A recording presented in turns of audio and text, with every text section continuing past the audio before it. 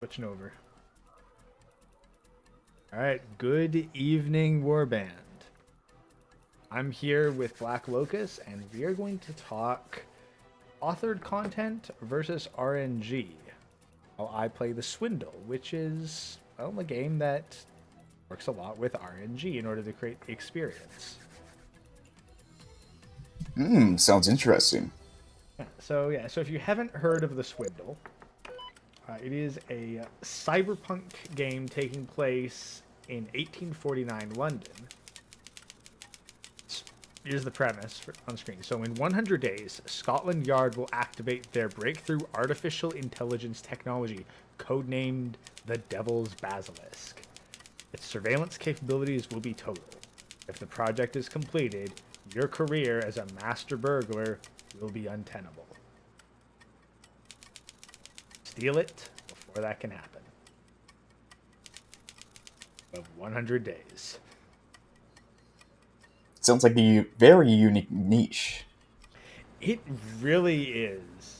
So the whole premise is that you start off with your master burglar.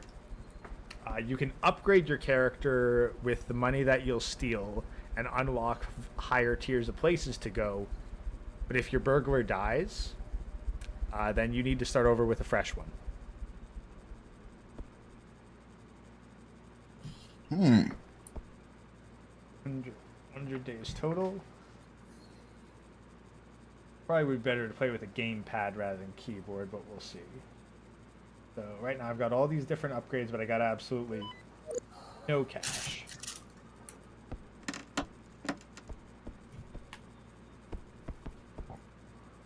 Goals.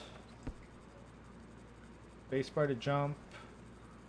BB and M for everything else. WASD to move. Oh god.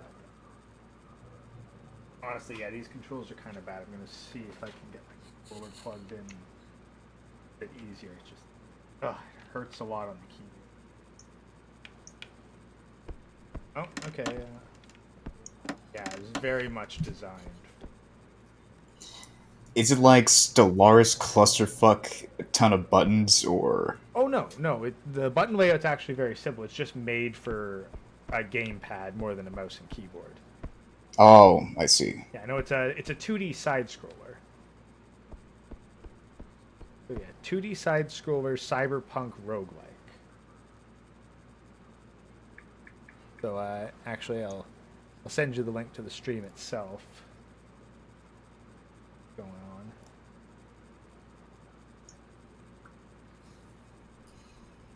on. All right. So yeah, so we start off in the slums. We're gonna start picking through stuff there. But here's the main thing. So the main premise is that every level is randomly generated, and this is where the core of the discussion comes in.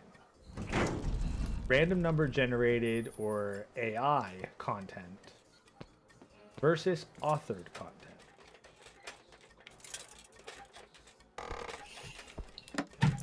I knew it was eventually going to come. Now I got a bunch of randomized security guards going on here, but I can whack them and knock them out.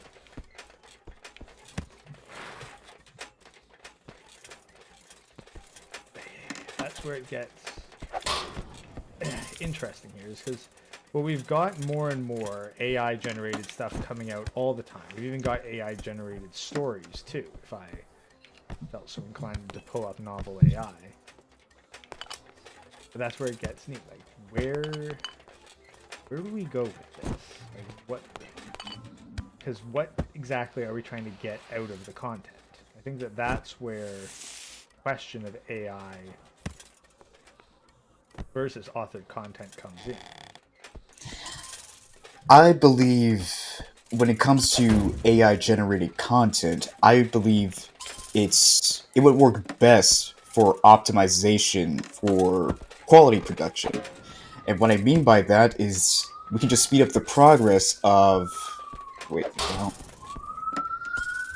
The cops catch on to us.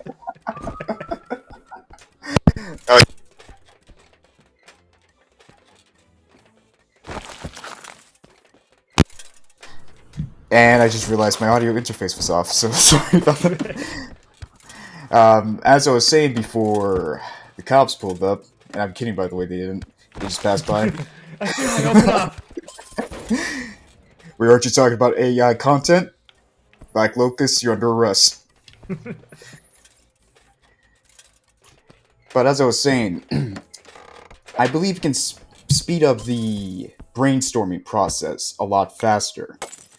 And it would make the final product a lot more sophisticated as it used to be with traditional means. But what I feel that is the problem now when it comes to AI-generated content is that when it comes to the average person or the popular opinion that it's great because it allows more and more people to get into art because they couldn't otherwise.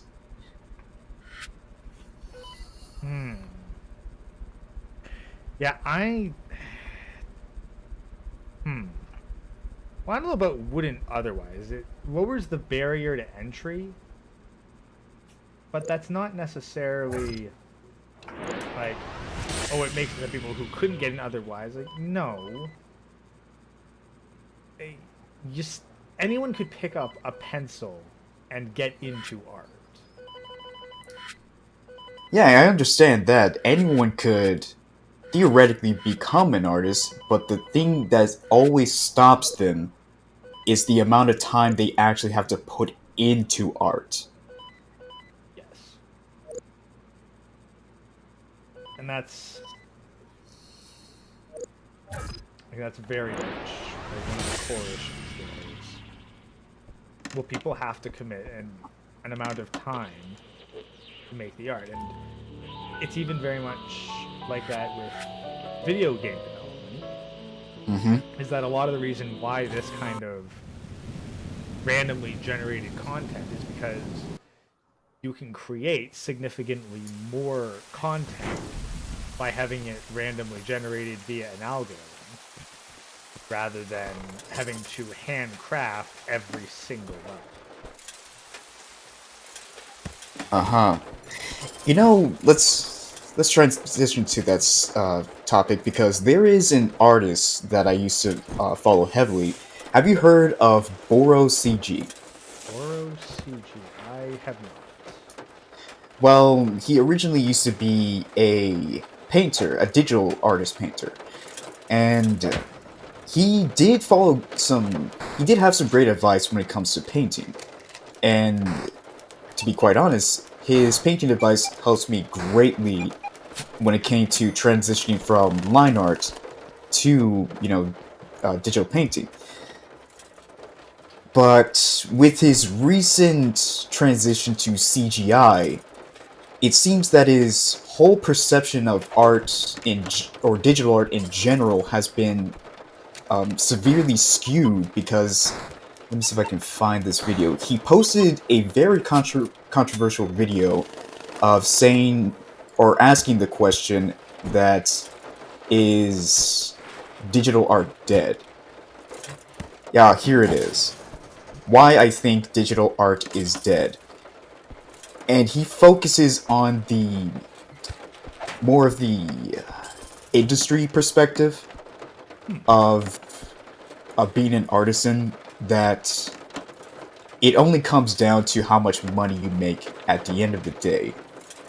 But the problem is in his video, it's so incoherent because he's talking about that while also showcasing his uh, his game he's developing, and it's just flipped assets.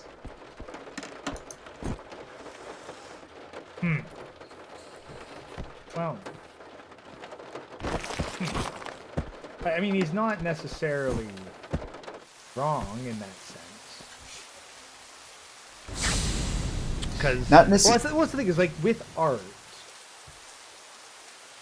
like, at the end of the day, well, yes, it is about the money you make. It is a profession. Mm-hmm. Like, profession. It's a job. You don't go. You can't really maximize your output without being able to finance off of it. Otherwise, you need to do something else in order to supplement your art. Mm-hmm. Like, people, they don't become like tradespeople like just because, oh hey, I really like working in this trade. No, they got to make money, and they can become very skilled in their trade, but they still need to actually be able to make a living off of it.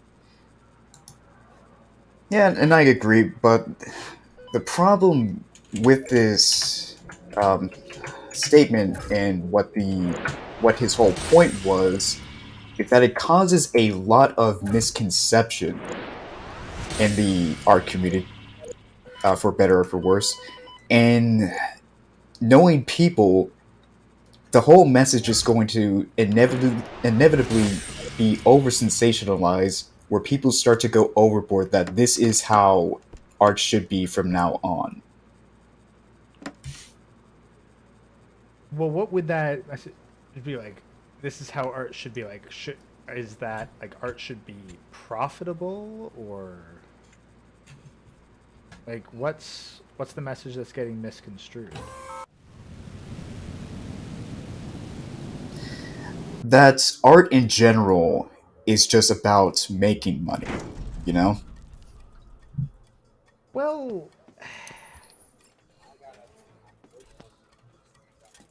I mean, on one hand, not necessarily wrong, but yeah, that is very much a mischaracterization because you could say the same thing about like literally any sort of professional industry. Oh, what's it all about? Oh, it's all about making money. Well, maybe technically, but making money is about it's the trade-off for what you do. You are providing a service or exchanging some kind of good. Like, is picking apples all about making money? Is building a house all about making money? Like, no, there's more principles to it than just making money, but how much money that you're able to make in that particular field is an indicator of your success and an indicator of the potential work that you can do. Like, if you are working with a lot of money, then you can make a bigger house, for example. Like, you're not going to be making a multi-million-dollar home and running on a profit margin of like $5.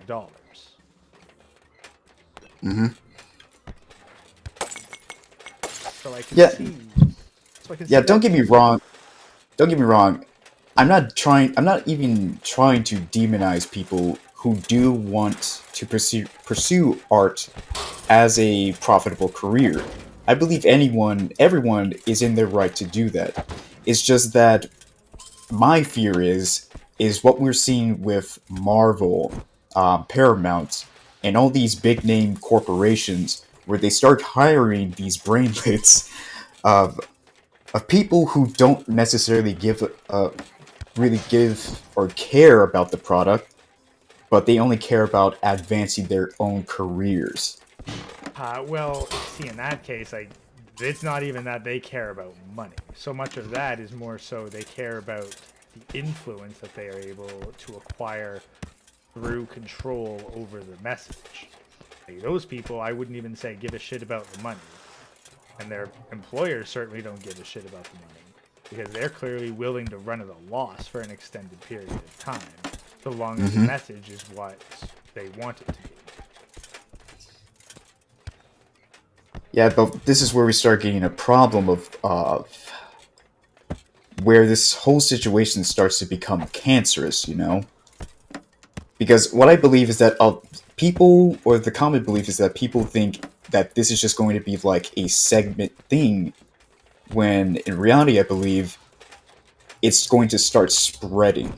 And the question is not if it'll stop, but how far will it go? Hmm. So, like with AI specifically, how far will it go?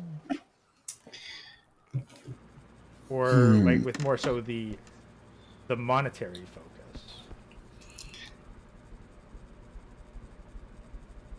That's a good question.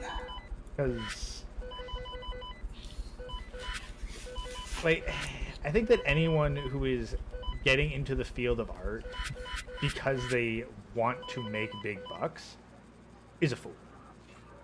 Like, if you want to make a shit ton of money and you have every option available to you, get into finance. That's where you make your money.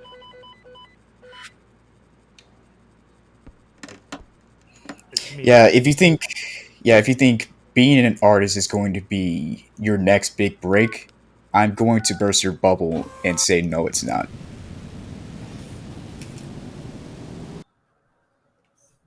You are not going to make the big bucks. Like, I'm sorry, you're not going to become the next J.K. Rowling.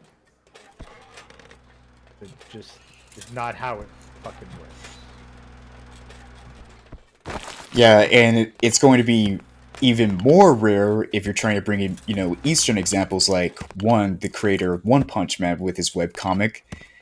The chances of that are going to be even more slim. Yeah. Like, if you are lucky, you may be able to profit off of your passion project. That's about as good as it gets. I feel when it comes to what I'm worried about with AI generated imagery, not art, imagery, is that the oversaturation of it. Like as I said before in our previous conversation, every time that I'm, searching the algorithm of Pinterest now, it's starting to creep in. Oh yeah, no, it infected Pinterest a while ago. Yeah, so it's now starting to appear on my feed a lot more. And sure, it is getting better. I'm not going to ignore that. But my problem is, when will it start using its own content instead of, genuine artists? That now the thing is, I don't know where Midjourney, for example, gets most of their material. Like, and I think that's kind of the big question. Is like, because Midjourney is where a lot of the stuff that goes on Pinterest I've seen. Mm-hmm. So I'm wondering, okay, where's Midjourney's data source? Because if that's Pinterest, then it's probably already happened. Yeah. More or less, I'm going based on like the fundamental levels of the AI, not the machine learning, just the AI itself. Because it's always going to need data. That's something we know. But the problem is, the AI is not going to care that much if the data is any good as long as it's data. So what I can see in the future, and I hope this doesn't happen, have you seen those memes where they just overload an image with AI and it just becomes unrecognizable? I've seen things like that. Probably not the specific thing you're thinking of. Well, think of that, and think of the algorithm when it comes to that. So my point is, the content, well, probably the content in the future will just look subpar, if you catch my meaning. Well, it's going to basically feed on itself repeatedly. Yeah.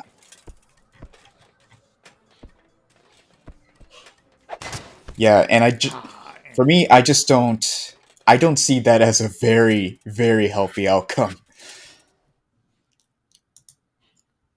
Because if my assumption is correct when it comes to social media like Instagram, where the whole algorithm just gets flooded with low effort viral content, who's to say that won't happen with softwares like Midjourney and other generated imagery? Well, I think that what's going to happen then, because right now with the absence of that kind of problem, they don't have to worry about it. But then I'd look to novel AI and like how they use, I believe, Dan Buru's system. So what you're going to have is more curated work for the algorithm. So where the database is actually going to require standards.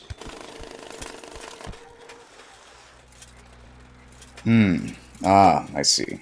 Because, well, you're going to have people with like, hey, everything I make here, because it's pulling from a bullshit source, I'm just getting a whole bunch of nonsensical bullshit.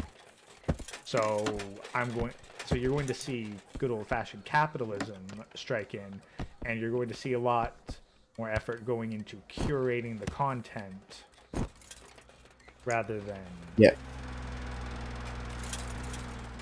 Yeah, that way the market can adjust accordingly.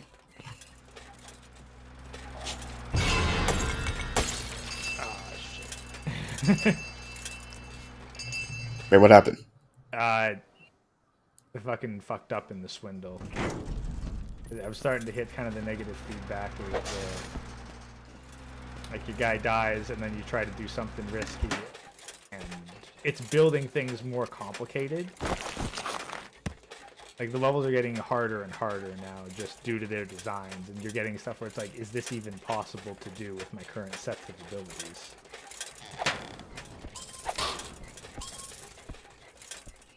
Ah, yikes. Yeah, well, and that's the other thing. Yep. Like, even early on, I encountered a room where it's far too early in the game for me to have explosives, but it's completely sealed off. And that's something that, like, you're not going to get it from authored content. That is an RPG, like, it's an RNG only issue. So it technically just softs block you in, right? Yeah.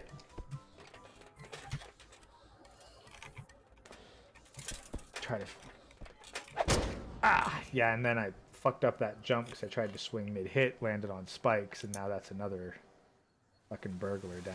I'm not even 10 days in, I've already gone through, like, 3 different burglars.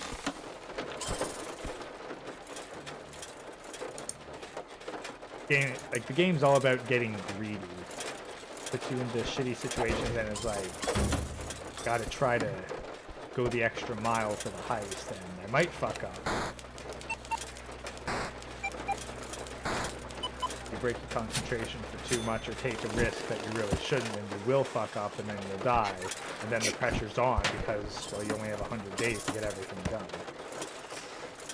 So the game is always working to keep you on your toes, but at the same time make you want more.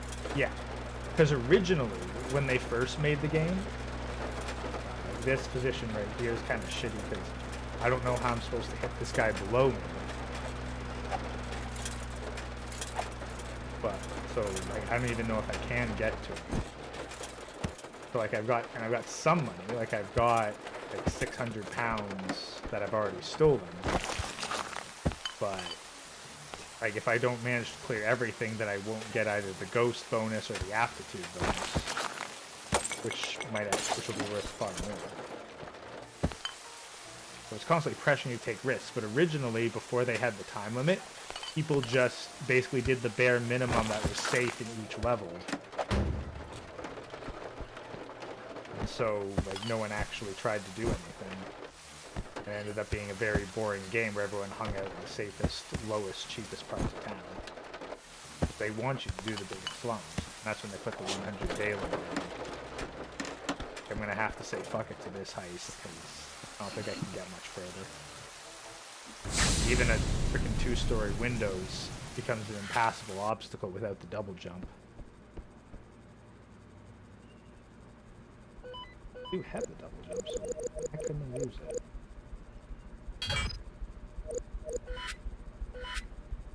That's the thing. So, like, the solution to the AI art cannibalizing itself, like, that's going to be more refined databases and better curated content. Especially since the tags are going to matter a lot.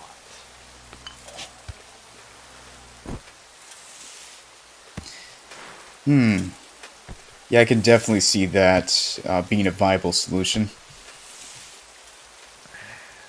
As for kind of the larger question of, like, where's art going to go? Well, again, the first people that I see who are going to suffer from this are a bunch of the teachers of the arts. And that's the people who I see complaining the most about it, too. And that's because, like, this is their livelihood being threatened, because so much of it relies on people coming in and spending a shit ton of money to try and get good at art for their own little passion projects. And those little passion projects might be entirely solvable by AI. So they're rapidly becoming less relevant.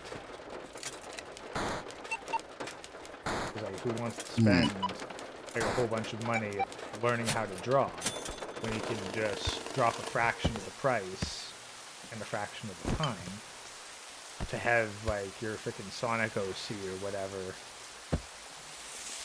made for you AI style. Honestly, considering that there's even a furry version of novel AI, yeah, there's a whole bunch of like, the poor furry artists are going to be kind of hurting, but it's also going to create a demand for the custom stuff. And then at the same time, I think that what will also happen is you're going to see art databases getting a little more selective. Because one of the biggest complaints right now is that, oh, my art's being stolen because it's being used in an AI database to help make someone else's work. I think that's going to change art social media, because DeviantArt got huge fucking blowback for their AI art chicanery. He's like, guys, this is the thing. Like, an artist, they don't necessarily want their work to be used in like AI generation. Now, they've signed away their shit in exchange for marketing, because that is very much the price you pay when you have it posted on a website that isn't yours. I feel what destroys their argument is that your art inevitably gets used for reference either way by a human or a machine. So with that being said, you go into DeviantArt, you go into Pinterest and Instagram and posting your work there, yeah, you knew what you signed up for. And keep in mind, even if you didn't do it, like, if someone can right-click on your image and go fucking copy-paste, well, it's out of your hands, and it always was, because it's not like every single piece of art on Pinterest was posted by the original creator.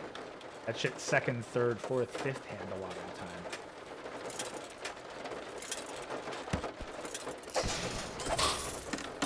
Yeah, it's like covers in a way. Well, that too. Like, we all know, like, we can see with like the YouTube algorithm how successful trying to stop people from doing covers or preventing music copyright violations are. In the end, it just gets selectively applied.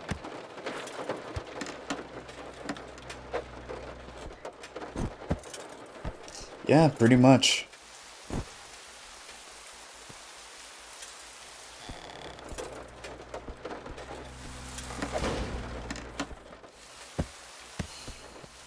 And eventually it's only going to be the art that is owned by the biggest corporations or the biggest collectors that is actually going to get protected if there's any sort of mass protection reporting flagging system.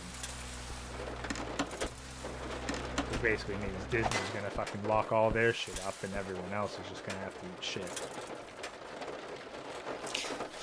You know, I could definitely see it being the Wild Wild West, or the Wild West of the video game industry back in the 90s, or the 80s, I think. What do you mean by that? You know how they were just going overboard with copying game for game? So, like the motive back in the 90s and 80s was, it doesn't matter if it's good. As long as we can get a game out, that's all we care about.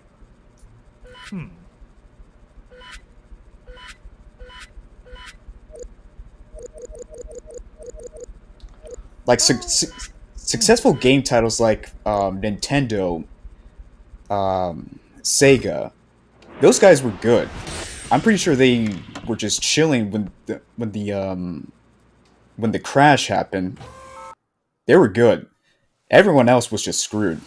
Well, keep in mind, like,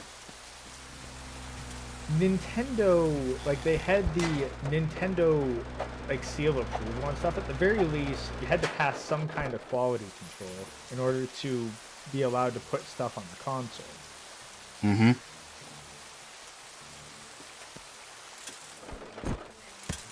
So, now, like, PC gaming, I'd say that's the closest to the actual Wild West of it. Because to publish a PC game, all you really need to do is just make a game that can be played on PC, and then you can shove it out there for whoever. And we have a lot of that these days, even now, with, like, itch.io and whatnot. Not only that, just Steam in general now. Well, Steam's one thing, fucking just slipped into spikes like that.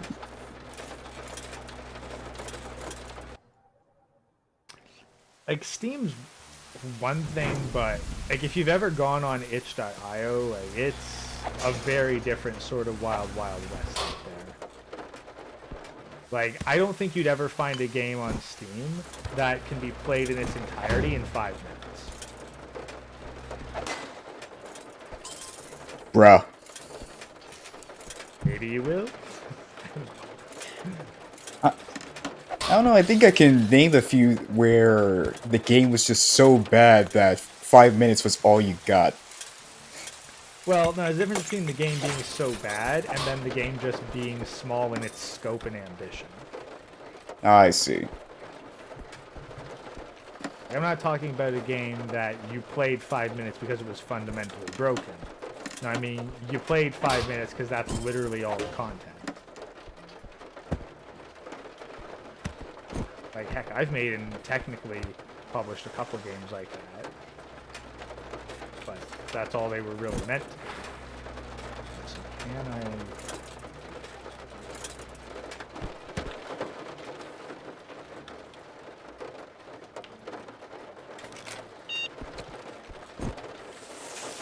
Actually have bombs unlocked now, so let's see whether or not I can actually use them.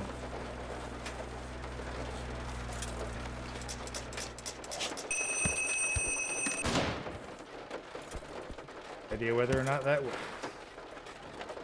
It did not. Bruh.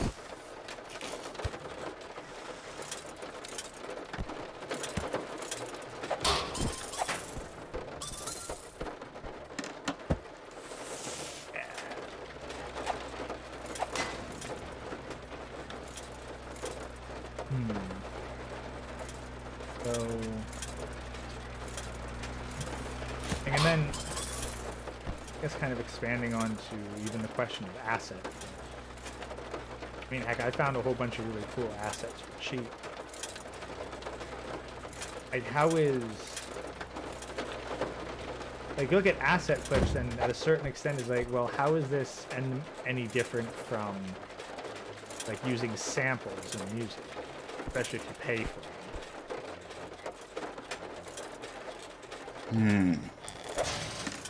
Very little so. Even then, eventually it just becomes hard to trace what the original was.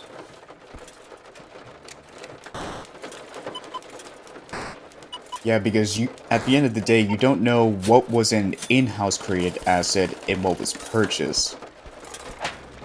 Yeah, well, actually, yeah, that is a big part of the issue. Yeah, because it begs the question, how long has this actually been going on for? I mean, like, there's plenty of professional games where it's like the exact same wolf and bear sound effect.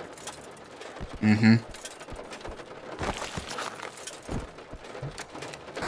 Yeah, because I don't believe this is anything new, but it is making quite a resurgence of where a game could just be made from assets that you just purchased off like stores like Unreal Engine 5, Unity. Like, there are YouTubers out there that are making replicas of Rust. The only thing is they don't call it Rust. Well, heck, when Minecraft first came out, the amount of fucking Minecraft clones. I mean, heck, to this day, there's still a bunch of them. Like, everyone was trying to recreate Minecraft clones back in the day. Tell me about it. Me and my friends were playing Minecraft clones. One was called Castle Miners on the Xbox. It was just basically Minecraft, but you just had your Xbox avatar.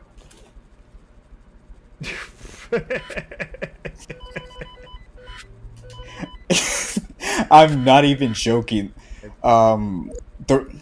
Pretty much, Redstone was just called Bloodstone. Oh my god. No, I'm talking like the fucking Minecraft clones before Minecraft even had Redstone. Ah, I see. Yeah, I was just laying out an example. Yeah.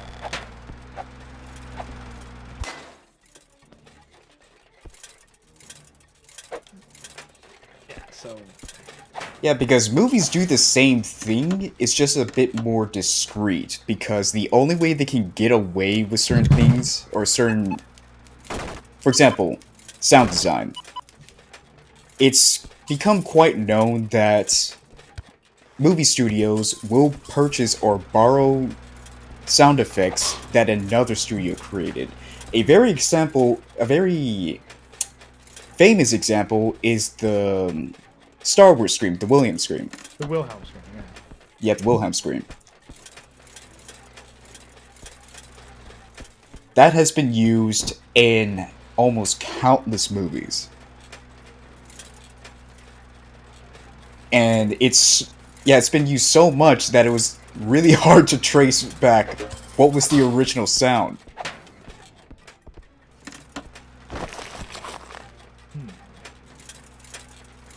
Well, I guess it would be Wilhelm. Yeah, true. But like, that's the thing about like you'd know it from that. And, actually, funnily enough, you know the Roblox oof sound effect? Yes, I'm aware of the sound origin. Yeah, that was interesting. I actually have Messiah. I've heard it's a very, very strange game. It is a very strange game. I may stream it. Like, it's like a 3D possession puzzle platformer where you play as a cherub trying to save the world from the influence of Satan by possessing people. And there's a lot of action, and there's a lot of like shitty 3D action combat too, but it's also kind of like Hitman in that you need to assume identities to get access to different places. A very strange game.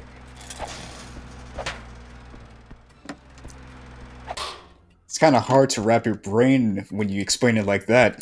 Yeah, but if you'd played it or seen a thorough review of it, then you'd understand that that's completely accurate. I don't know, so I'm still trying to jog my memory because I probably heard a review about it. It's just that the game just makes you feel that you're having a goddamn fever dream. It really does. It's one of those games where, like, if someone, like, you could play it and then wait 15 years and then find it again and go, wait, that was real? Like, they made a game off of this? I wasn't just tripping balls. This was an actual game. Like, I'm not gonna lie, I could watch a flying kitty video, and that would be more coherent than this game. Yeah, no, Messiah was weird and hard. I would be surprised. Like, you'd have to be one dedicated fucking kid to beat that game in the age before, like, fucking walkthroughs.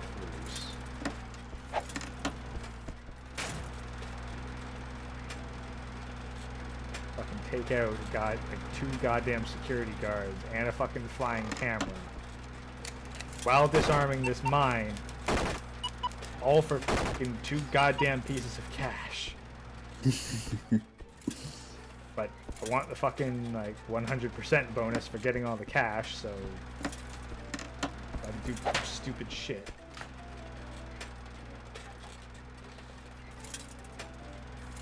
If that security camera crosses the beam, then that mine's gonna explode because I've re-rigged it.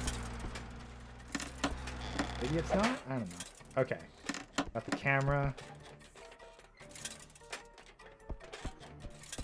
Fucking security guards with Bruh. wheels for legs. Come on.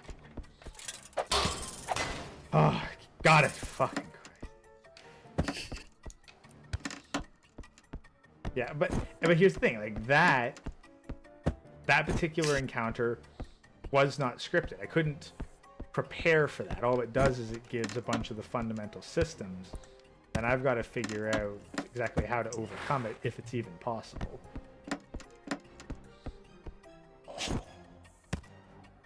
So, You know, I could just sum this game up as an episode of Looney Tunes with Roadrunner and the Coyote.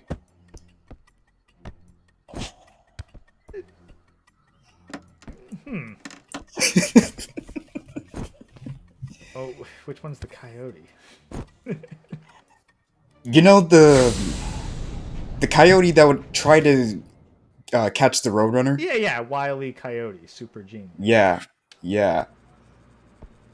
Like, he'll have all these intrinsic ways of trying to catch that motherfucker, but all of them cease to work. Yeah, because you just encountered a bunch of random bullshit. Anyway, I can finally... You can see the price for stuff, but it's grayed out until you have enough cash to unlock it. So, yeah, I need $4 grand to get to level 1 access, 25 grand to get to level 2, 100 grand to get to level 3, $250,000 to get to level 4, and then I need to drop 400 grand every time I want to try to steal the Devil's Basilisk. So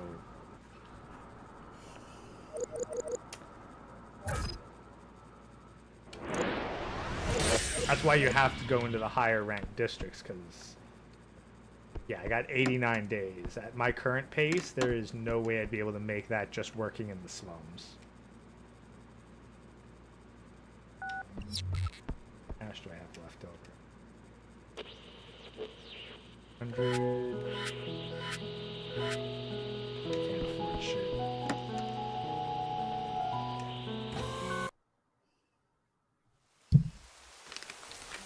Spoke like a true American. Well, this is a British game, so I don't. Fuck, I can't even unlock doors now. Shit, this guy. And now the cameras have turrets.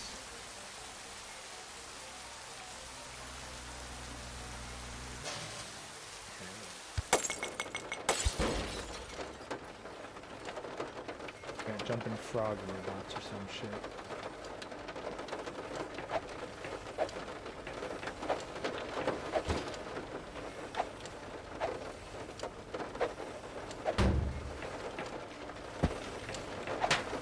Yep.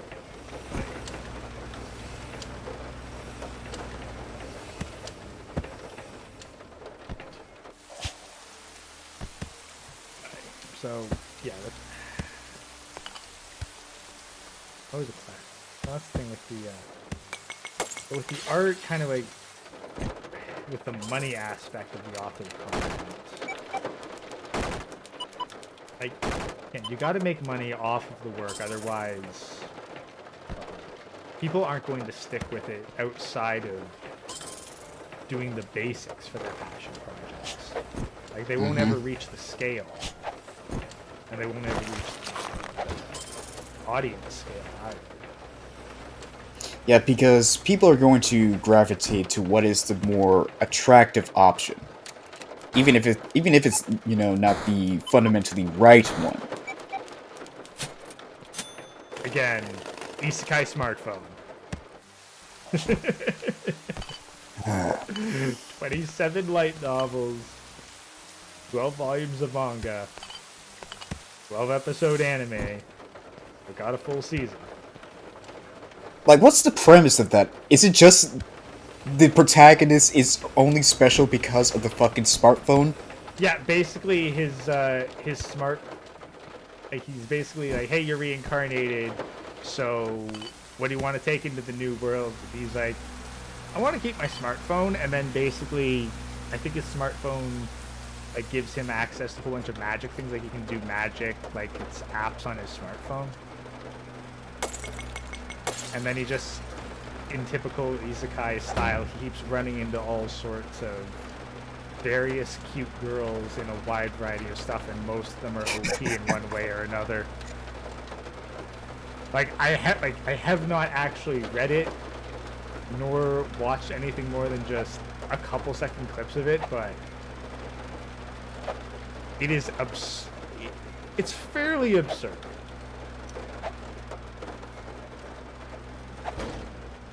No Like, shit, and is this is, absurd. okay, by isekai standards, even it's absurd.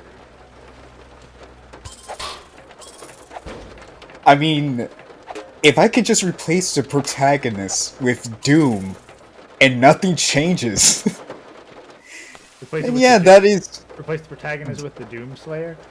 yes. I mean, but here's the thing: like, if you were to, okay, there is actually though it's not an isekai series, but it is a fantasy series where you basically have the medieval Doomslayer. It's called Goblin Slayer. I know, I'm aware. You're aware of Goblin Slayer. Yes, the internet has made multiple comparisons with Doom Slayer and the Goblin Slayer. Yeah. Hell, there are even people out there that are fetishizing his goddamn autism.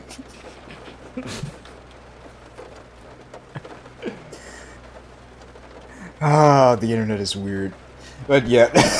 Understatement of the fucking century. The internet is weird.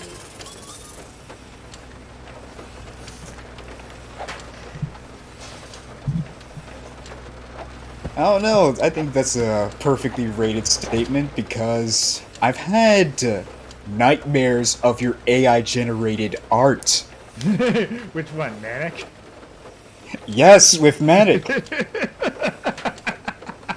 Of all I don't know what possessed me to have this dream, but for some reason I had a dream about him being a femboy streamer. Manic, are you listening? Write this down. No, please, don't, Manic, don't! Like, I don't know why the hell was I watching it. I guess I was just strapped up like Brian from Family Guy in Orange Clockwork style. Because I just couldn't stop watching it.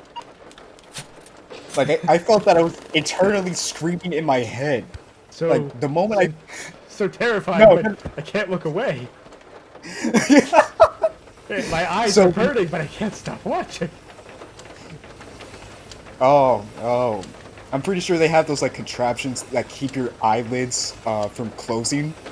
So it's just like that. So the thing is, the moment I wake up, Manic hits me up for his 4K stream. So I look at my notifications, and I saw his stream, but the thumbnail was his goddamn female avatar! I'm over here telling the story to the boys and whatnot while I'm in the stream, and I'm not sure if it was Manic or someone else, because we have multiple guests on there. And I hear, okay, Locus, that's cool and all, but why was that a nightmare to you? I immediately look at my monitor, the rock style, raising my goddamn eyebrow, like, what? Is this a future plan or something? Well, I mean, if I learn Live 2D well enough, it's not outside the realm of possibility.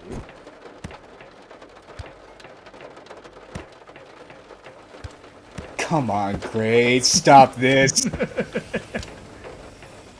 Like it's bad enough. Like it's bad enough that you open up Pandora's box, dude. Yeah, at the very least, it's a bit of funny meme to... God, I don't even know if I've been trolling people. Also, holy shit, I made fucking 13 grand off that heist. Like, I made more off of that one heist than I did from all my time in the slums.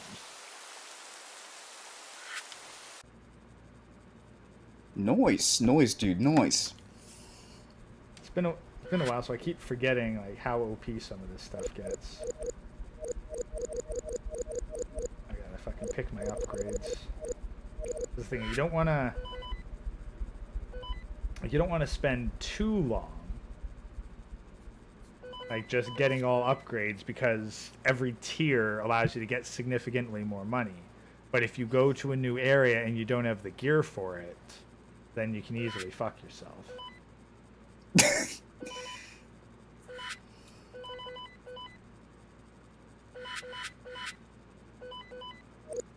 Like, do I go for I like how it creates a good sense of punishment.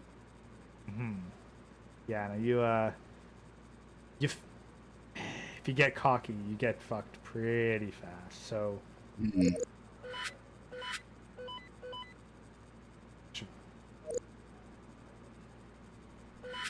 I'm Yeah, thinking because I feel out. that's something that's what's lacking when it comes to fuck ups or like a game over screen. Because with most games nowadays, if you have a game over, it's just a game over. You don't lose anything significant, you know? Yeah, actually, this was something that was pretty key in Subnautica. So you're aware of the Reaper Leviathans, right? Yes, I'm aware of those things. Well, they've actually got a little trick to make them scarier. After they hit you the first time, they're programmed to back off for a moment and give you a chance to get away. Uh huh. Because if they just insta killed you in one shot, which they won't if you're at full health, but if they just insta killed you, then it'd be game over and you respawn in your sub or whatever. Or Mm-hmm. if it's hardcore, then you're dead. But instead, it gives you that moment of panic where you can feel like you escape by the skin of your teeth. And then you got to swim all the way back to the sub. It basically intentionally doesn't kill you so that you don't get the peace of dying and then respawning somewhere safe. You're in constant danger. So you never Yeah. actually feel, you don't get to feel really comfortable. You know what that reminds me of the neck spots in Gmod. And what I mean by that is they don't outright go for you. There are some newer ones that will stalk you. And if you spot them, they'll actually move out of your peripherals. And combine that with the eeriness of the Gmod maps, it creates a different horror experience that makes you feel like you're constantly being watched and you have to look over your shoulder.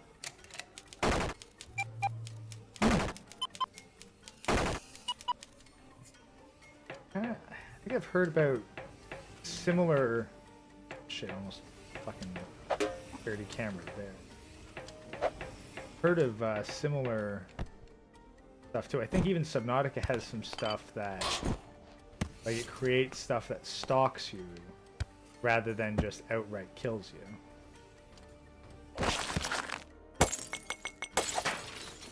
Hmm.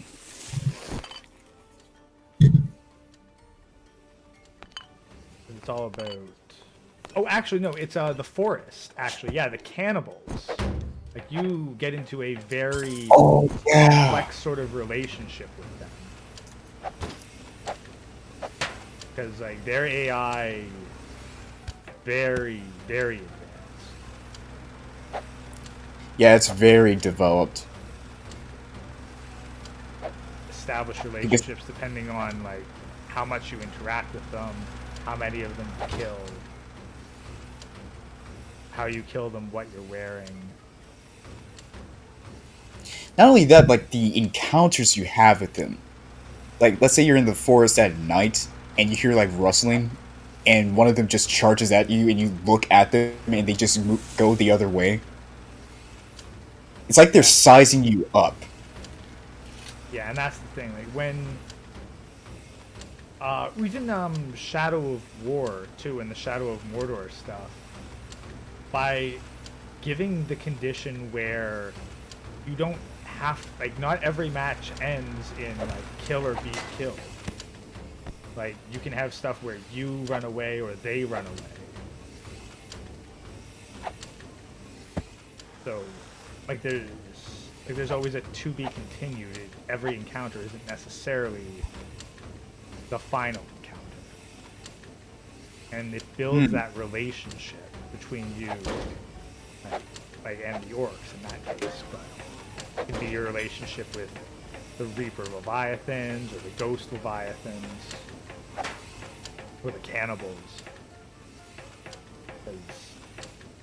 And that again, it's Well, it's a system level. It's not. It's not like Half-Life per se.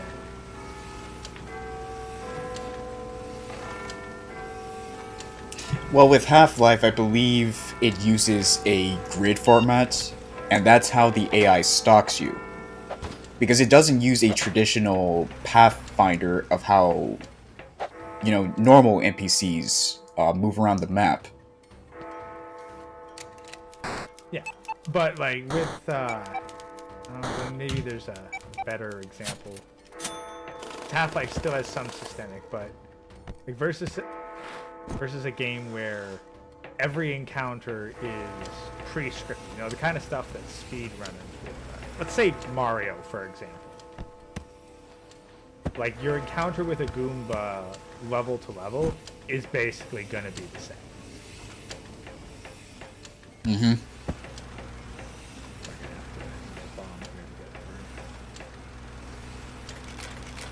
And it's that consistency that makes it predictable. But then you get something like this, a roguelike, where it's the inconsistency that's a huge part of the selling point.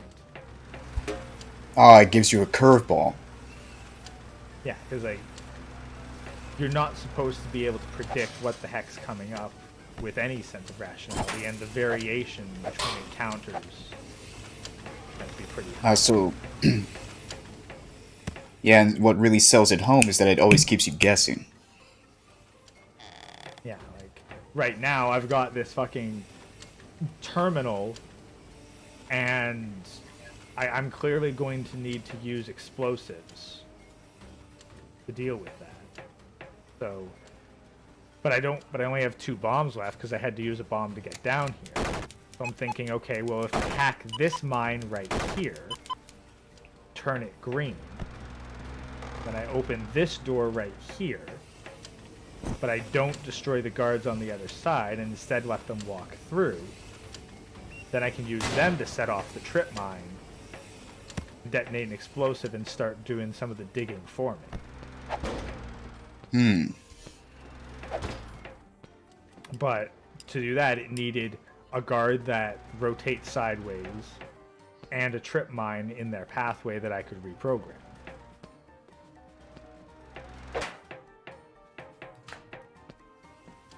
And after that, I think, yeah, an additional 2 bombs will probably be enough to get me to the terminal without destroying anything that would trip an alarm.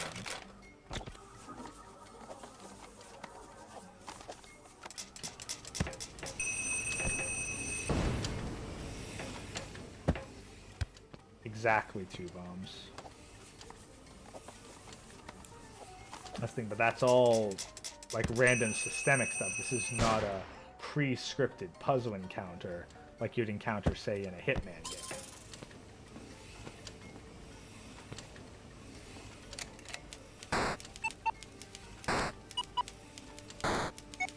And of course, at any time, I could just completely fuck up and like activate this mine, or activate the alarm by fucking up on the computer.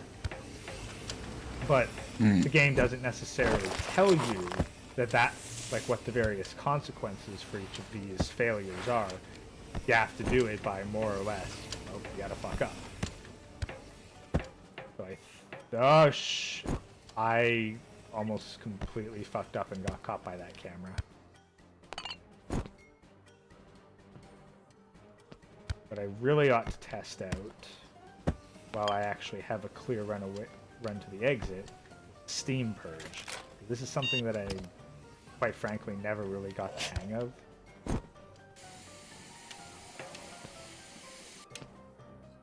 I basically went down all 100%. Gave me a couple seconds of, I think, cover, which, I don't know, it basically is the ninja smoke bomb of steampunk. See how that goes. Oh, I didn't even get the ghost bonus. Fuck.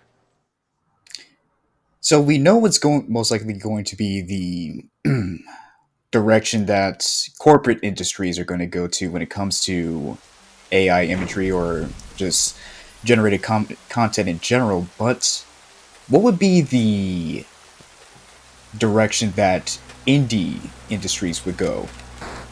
Well, for one,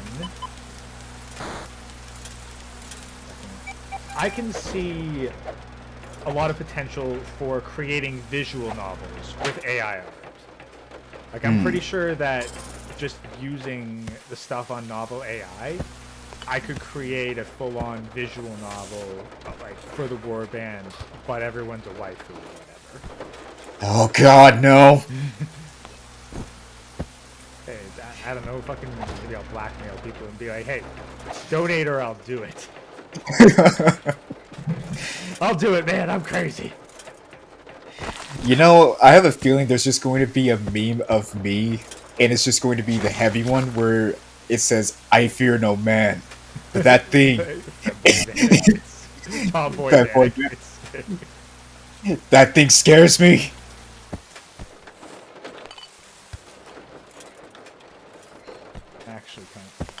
Actually in a bit of a pickle Yeah. here.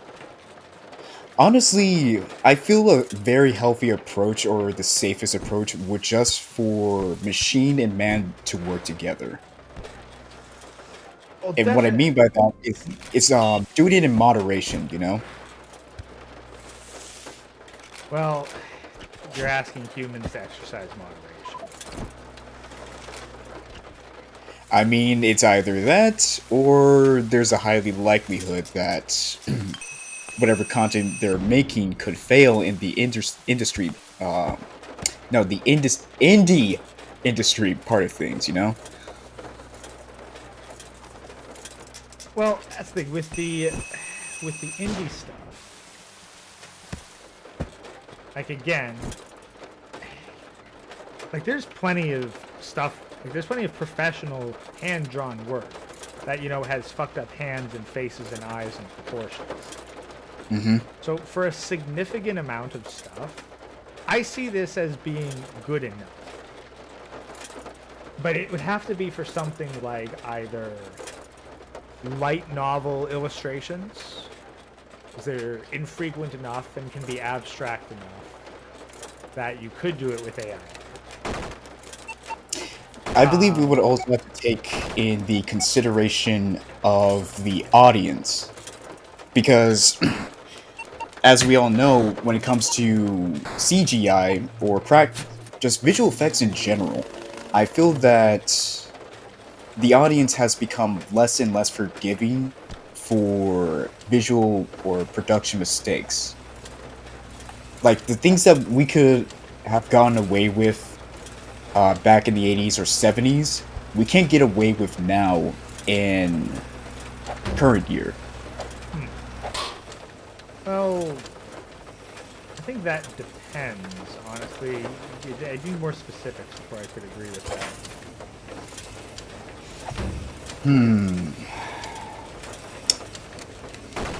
Yeah, let me try to think of some situations here. Continuity. I think a good example would have to be the girl with the dragon tattoo. Because the director used CGI for the hair split to make sure it was consistent throughout the entire film. Because with the audience that he was targeting, he knew that the audience was going to point, if, you know, the hair split of her hair was, you know, not the way it was in a different scene, the audience was going to point that out and whatnot, and just, you know, make it a bigger issue, you know? Yeah, that's what I meant, that it does depend on the audience you're trying to cater to. Because I believe that when it comes to niches, people are going to have different reactions for what kind of IPs you're going to provide. So with light novels, yeah, you could get away with that. But let's say, I guess you could get away with, you know, RPG games in a way. What's the thing? There's a lot of CG options, But okay, so let's use a visual novel for an example. If you're Mhm. only using one sprite of a particular character, AI art will handle that no problem. Mm. But if it is the same character, but but they have like a different expression, you're gonna be kind of fucked. Because it's highly likely that many of their other features are going to change in addition to that. And getting that kind of consistency is going to be basically impossible with AI art. Mhm. Yeah, it's kind of like one of those things where different methods are required when it comes to encountering different situations. Because I believe not every method is going to I believe there's no one size fits all solution. No, you're not going to get one size fits all. Like, if you Yeah. had like a background character in in an RPG, like a merchant who only ever has one expression, one sprite, AI would take care of that, no problem. Easy peasy, Yeah. lemon squeezy. But if you And I know, needed a series of CGIs of the same character interacting in different scenarios, you'd have to get mhm. that handcrafted. You're not getting AI to Yeah. make that. Yeah, another thing would be the art direction. If you're Mm. going for the more generic type of, RPG game, I think you can get away with AI generated art. But however, if you're going for more sophisticated titles hmm, like what's the game called? Chronos Blade? Chrono Trigger? It's either Chrono Trigger or something else. I know there's Chrono Trigger and Chrono Cross,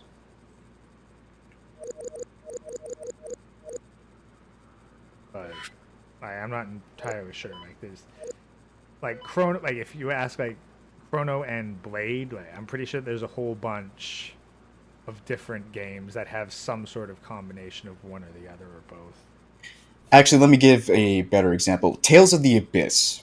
Mm. It's one of my it's one of my all-time favorite games. It uses sprites, but the thing is that Tales of the Abyss pays a lot of attention to character design. So you have so much expressions and dynamic sprites that I'll be honest with you, it would be physically impossible to do that with AI art. You would have to do that. You would have to hire an artist to do those sprites. Absolutely. That's a perfect example. The Tales of series as a whole. Like anything that Yeah. requires a large number of characters to be interacting Hmm. with that level of dynamism, but then also the very specifics of their character design.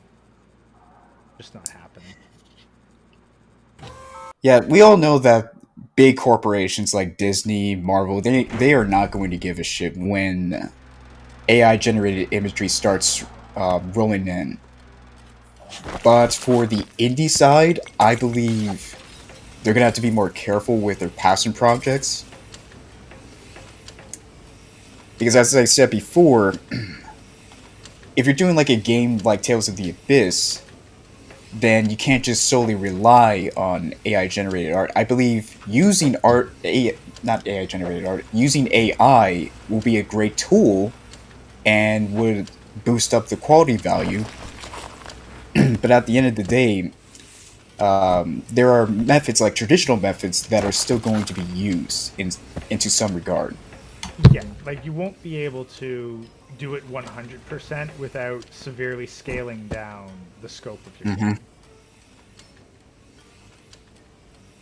Yeah, that's what I meant. Like when it comes to moderation, like you have to know when to let the AI do the work and when to step in, so that way you don't lose sight of the bigger picture. Yeah, like that's the thing. Like so much of it, like during the concept process, will do it, but yeah, then there's the question of how far can you realistically go? Also, I fucked up and didn't realize I was That is a good question.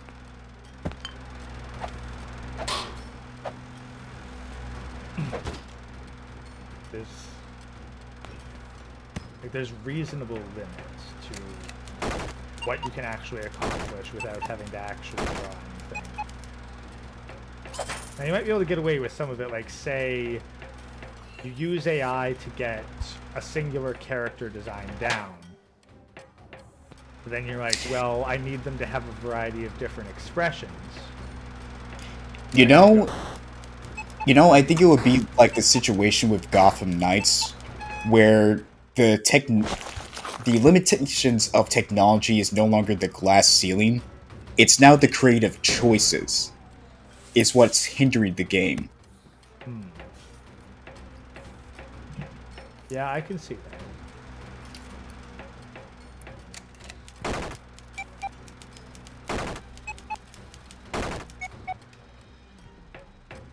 So could I see one man or like a one-man band doing like a scale of Arkham Asylum or Arkham Knight? No, not between the complexity of the combat. Like, no, I'm not talking about like the complexity of the combat. I'm just talking about the backdrops in the map. Well, yeah, the scale. That's the thing. Like the complexity of the combat, the scale of the map, like just straight up not happening. Like there's so many complex interlocking systems. The amount of time it would take would be beyond ridiculous. Yeah, true. Like now there's other things, like for example, let's say a Souls-like system, or what if you wanted to make something on the scale, like what if you wanted to make like Arkham Knight, but you had access to a pre-made combat asset by someone else. Now, as far as I'm concerned, that's not particularly difficult. That's not particularly different from, well, just hiring someone to be your specialized combat programmer.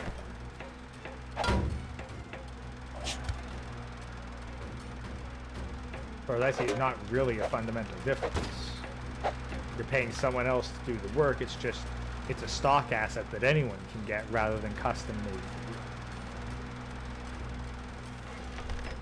Yeah, I can see that becoming more and more accessible because even games, yeah, like, what was it, Rockhouse Studios that did the Arkham series? Rocksteady. Yeah. Yeah, Rocksteady. Yeah, even they did that because once they got or figured out or fleshed out the combat system for the first game, they just kept on building onto it. Precisely. And then they also use the same for the Shadow, like the Mordor series. Mm-hmm. Shadow series, whatever you'd call it. Oh, it just made sense. Yeah, and it's became quite the trendy system because I believe Marvel's Spider-Man uses a combat system very similar to Arkham's. Now that, of course, might be based on the old Spider-Man 2 combat system, which did also have a Spidey sense immediate interrupt, something flashes around your face thing. Ah, I see. Honestly, I'd say that the Spider-Man 2 video game is probably one of the best Spider-Man games out there. I think I played it for the PlayStation or GameCube or something. It was one of those, just a game from that era. Mm-hmm. It was quite good. Some of the best web swinging.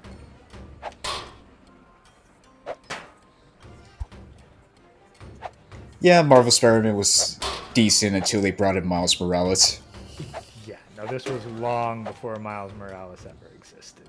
Oh, no, I'm aware. I'm just talking about Marvel's Spider-Man.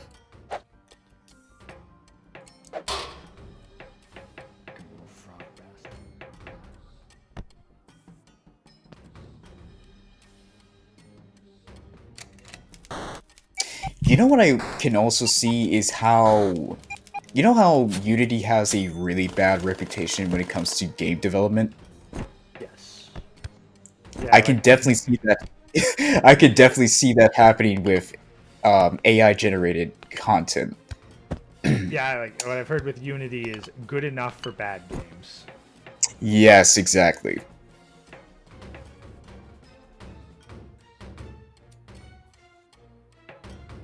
You know, it's such a shame too because I do see a lot of potential with Unity. It's just that it's, uh, I guess you can say, its customers, quote unquote, just don't really see it. You know, like it Yeah. goes back to my point of just getting something out there. It doesn't matter if it's playable, as long as if it's a game that they can market. That's all that matters. I can feel that happening with just characters being generated by AI. Hmm. Well, funny thing, speaking of Unity, I encountered one thing came across my YouTube feed that was kind of like someone showing off all the CG work that they did in Unity, and it Mm-hmm. looks absolutely stellar. But being a good rendering engine and being a good video game engine are very different things. Yes. And the other thing is that Unity, I've tried working in Unity. That shit is not exactly what I would call accessible. Especially when you're comparing it to the Unreal Engine and the Blueprint system.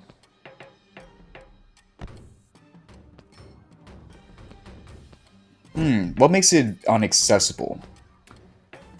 Just the coding, like it's really the amount of coding that you need to do in order to create anything of substance. Oh, so it's just very code dependent. Yes. Whereas with the Blueprint system, like if you understand a little bit of coding theory, like it's very easy to like make a variable on the fly and adjust your code to understand where stuff's going wrong.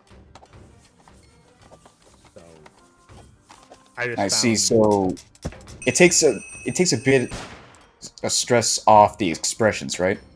yeah, let me put it this way: like if you ask two people of equal coding skill and no prior knowledge of working in either engine to create a VR game in Unity and to create a VR game in the Unreal Engine, I guarantee you they'd have a working prototype in the Unreal Engine faster than Unity.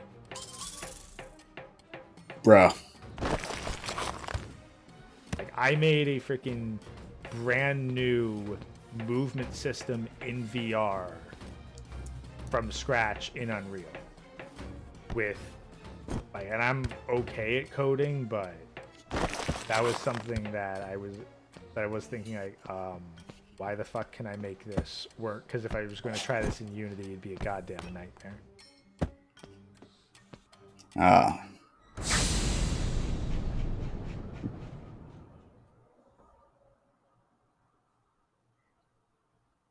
Yeah, I can see why Unity has the reputation that it has. Like I'm sure that like if you really know what you're doing in Unity, then yeah, it's going to be like all kinds of tits, and the lighting system looks pretty damn good too. But Hmm. I don't know. And also another thing that I found is that Unity, the audience for Unity tends to be Asian, for lack of a better term. Like the people who really make the more advanced stuff, there's a lot of anime stuff made in Unity, basically. I'm not surprised. So it would be like, like imagine if like, hey, what's a prerequisite for using the game engine? Well, are you Asian? If so, then you'll probably like Unity. Otherwise, you might want to go with the Unreal Engine.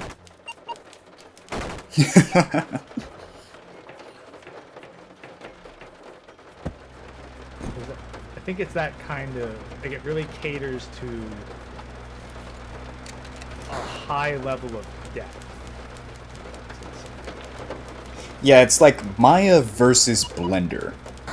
Precise. Yes, like, if a beginner were to ask me which software should I choose, I'll just ask the question, okay, how much sanity do you want to keep? And if the answer is yes, then you tell them to use Blender. If the answer is no, then you recommend mine. Yeah, very much the Yeah. same. Like, what should I start in? Well, do you want to go batshit crazy? Well, I'd ask two things. Do you want to go batshit crazy, and how good is your computer? Because if you don't want to go batshit crazy and you've got a good computer, use the Unreal Engine. If you don't want to go batshit crazy and you don't have a good computer, then I'd recommend like Game Maker Studio or Godot. Godot if you want to do the 3D. And if you want to go crazy, and then it doesn't matter, you may as well just go with Unity and get it over with.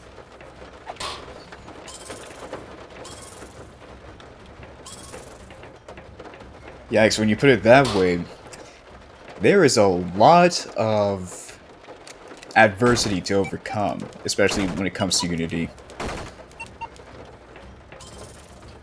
Yeah, like, my first thing in Unity was following along a tutorial to recreate Minecraft in Unity. How did that go? Hell, I was able to follow along, and it did seem to be a very efficient way of programming it.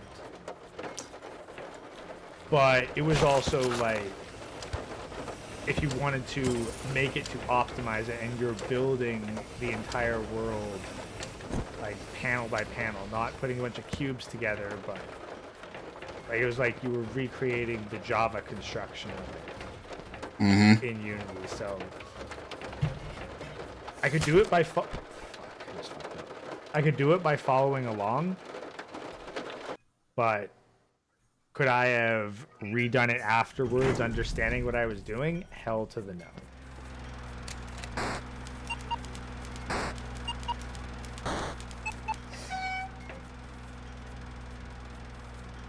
Oh, man.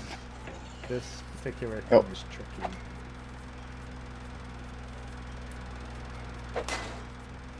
Maybe You know, this is starting to remind me of Manic playing Super Mario 64. Yeah.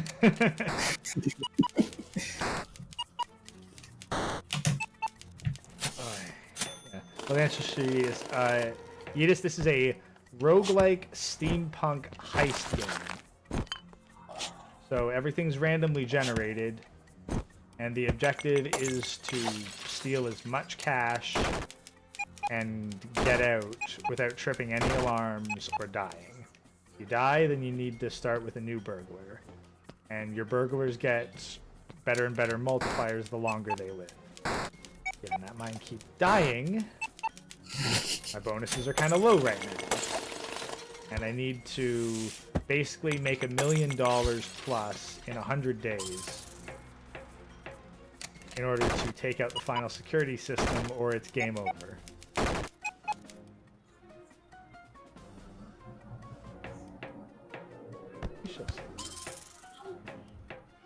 Like, currently this run is not what I'd say going easy, but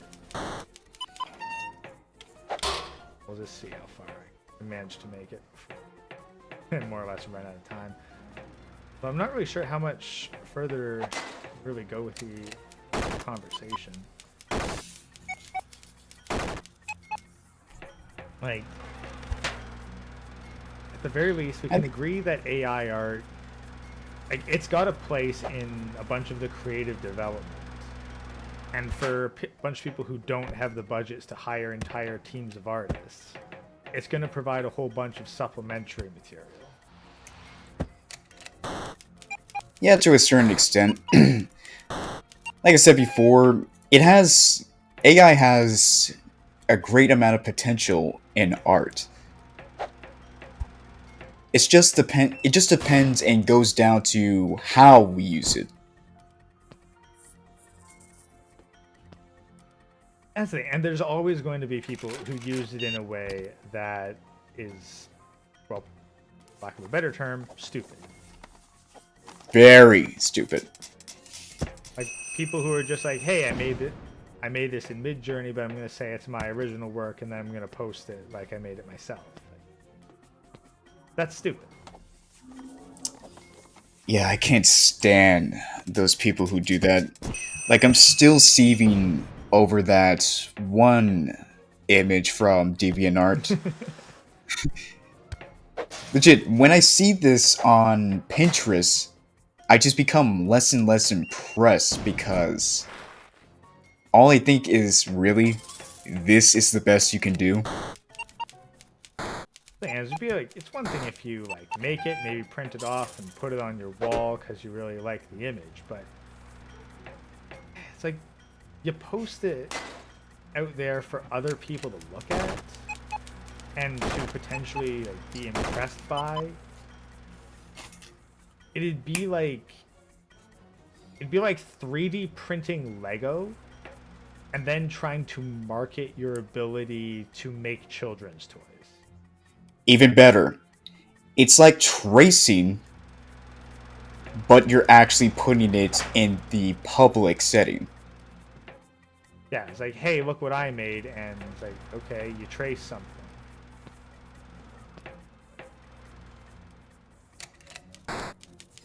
Yeah, I don't have a problem with tracing as long as you're just doing it for research purposes. But it's a different story when not only do you put it out in the public, but you trace in a commission. Meaning you got paid to trace something. Yeah, or like you're using your traced work to try and convince people to pay you for commission work. Oh god, that's even worse. That's basically what it is. If you're putting the stuff out there that people didn't commission you for, the only reason that you'd put it out there would be because you're marketing yourself as an artist who can make this kind of stuff for other people to pay you to do it.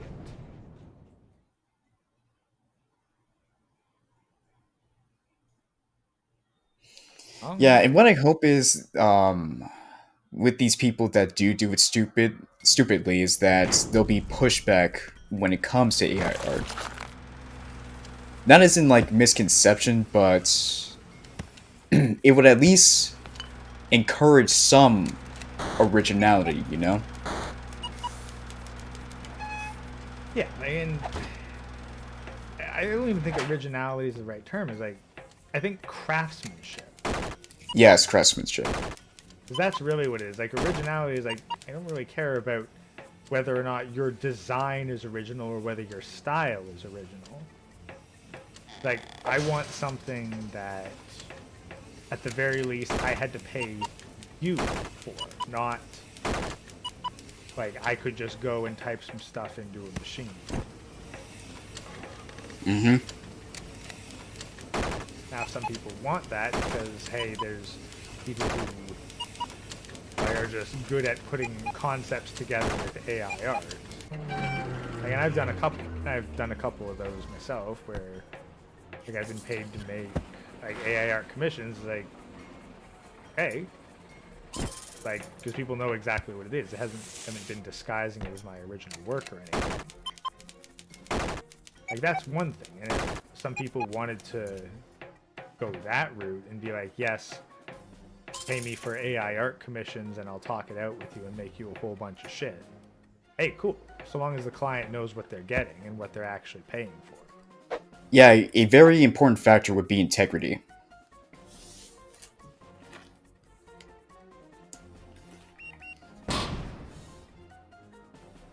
Stupid, I forgot that guy would have set off that trip mine.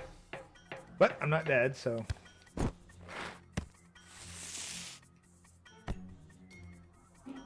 Well, that's really it. The integrity is very much the question, because you don't want to be deceiving your client and making them think that they're paying for some original piece of work, and then, you know, you fart something out in like 10 minutes. Yeah, people need to understand that it's no longer the 90s where you can just throw your money at a product, and it doesn't matter if it's you don't have to worry about it being bad because it's going to be good enough where your investment will most likely pay off. Those days are over. Oh god, those days are long over. People toss a shit ton of money at projects that that have absolutely no fucking ability to keep going. Jump.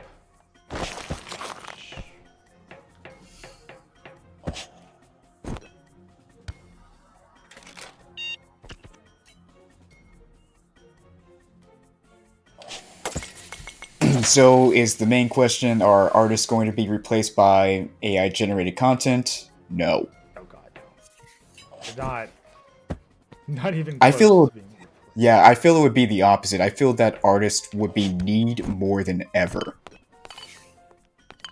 Because I believe that it takes a human to set the bar, not a machine. The machine's just going to follow. But it takes an actual person to set a standard. I think what we're going to see is certain kinds of artists are going to have a lot more trouble getting work now. Yes. So if you're in quote-unquote abstract artist, and all you do is just do one single brushstroke, good luck going forward. Yeah, like you're, again, highly detailed but vague work. Like I said, if you've seen some of this stuff out of Midjourney and you feel threatened by it, you got to get to work and start finding a niche. Like if you're doing like just super abstract album covers where you're more so about creating a mood rather than any sort of something specific, yes, you're threatened. That's just straight up. You are like, your livelihood is now threatened if that is what you do. Yeah, pretty much you have to get good now. Yeah, or the very least you have to get specific. It's not going to be like, I'd say, here's the thing, like for anime artists with like novel AI stuff, you're going to want to get very specific with your anatomy and your clothing styles. Like you've got to get far more specific and inventive. No more of this, oh hey, it's just generic fantasy, generic steampunk, generic cyberpunk. No, you're going to have to actually give it a proper identity now. Not only that, with some animes, yeah, you're going to have to be more expressive with your character design. So, for example, Kirito from Sword Art Online. Those kind of blank slate protagonists, I believe, are not going to fly anymore. Yeah, like here's the like if I was to put the protagonist for Sword Art Online, Eminence in Shadow, and Black Summoner together, and ask you to identify which one was which.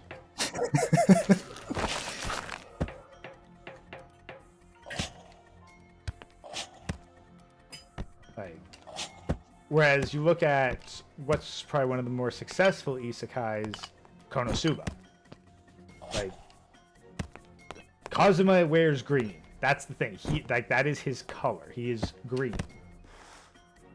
And that works because then all four characters have a primary color assigned to them. Very useful bit of character design because like not only is he green in his adventure outfit, that's also the color of his original tracksuit. That no matter what he wears, he's going to have that exact same color scheme. Yeah. Like, that's the kind of thought and consideration. I'm sorry, but you're fucking edgelord wearing black, who's like kind of cool, but also a doofus. I'm sorry. It's been done many times before, and while it might be enough to get by, you're certainly not going to make anything memorable. You know, I think with the emergence of AI-generated content, it's going to push the envelope to be more dynamic and creative. It's like straight up, like even just like with the warband characters that I made, like wouldn't matter whether I make them waifus or not waifus. They are all very visually distinct, and you wouldn't mistake one for the other. Yeah.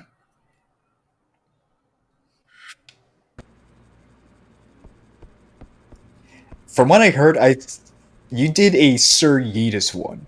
Yes, I did. Do you want me to send you the Sir Yeetus waifu image? I kind of want to say no, but I want to see what you did with it. All right, here. Ah, fuck it. Just send it to me. Yeah. See which. Yeah, I think this is probably.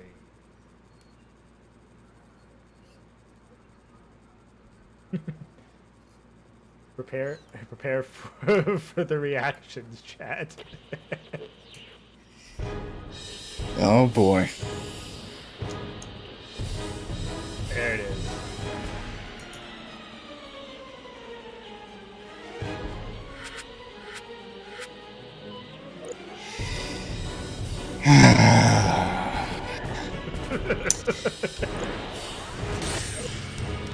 You know that dark elf from the day I became the Demon King? No, I don't know that one. Saritas looks like her. No, hang on. Let me do some research real quick because oh my god. He looks exactly like her.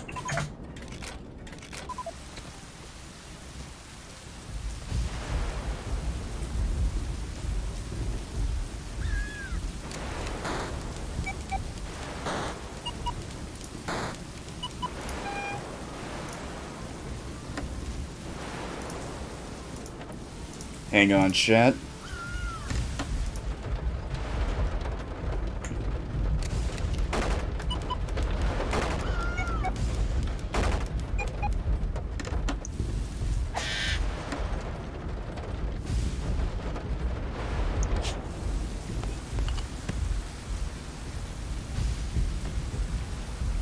And the scary part is how all you did was just make some minor changes and it still works.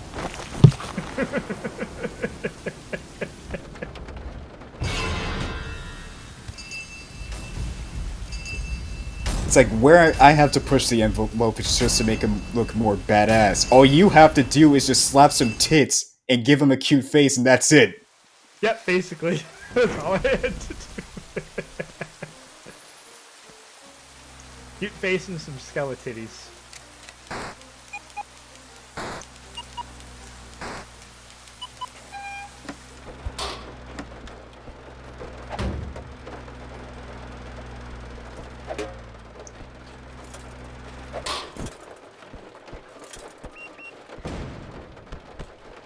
I just fucked up 2 heists in a row by dying in stupid ways.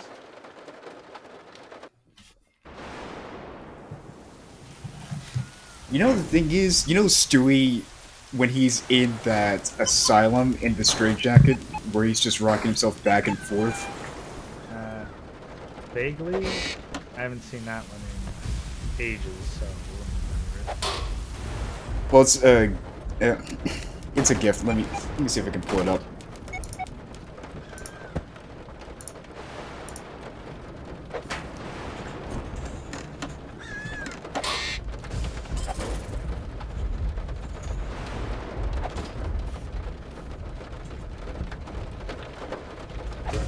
See, this is just going to be B.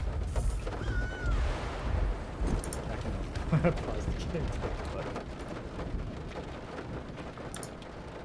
Oh yeah, that. Did I show you all of them? I don't think you did. I think you just showed me ribs. Did I show you Chronic? Chronic. Yeah, I saw Chronic. I was like, what the hell?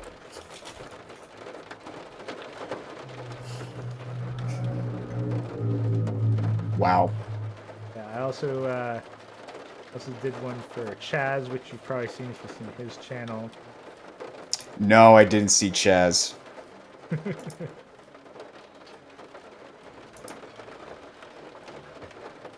There's Chaz's. You know, the thing is, I'm not sure why I'm acting all surprised about what the hell is this. Especially with Manic, because, let's be honest, it was inevitable that shit like this was about to happen. Oh yeah, you probably didn't anticipate that. I didn't think it was gonna be sooner than expected. You thought maybe he'd at least hit 10k subs first or something. Pretty much. Like, who knows now? Manic is just going to, out of nowhere, just send some artwork on Rule 34 of his avatar. Well, someone maybe. Who knows? Well, I'm not going to be the one who's going to search it up. By Manic with his own R34 hashtag. Oh, God.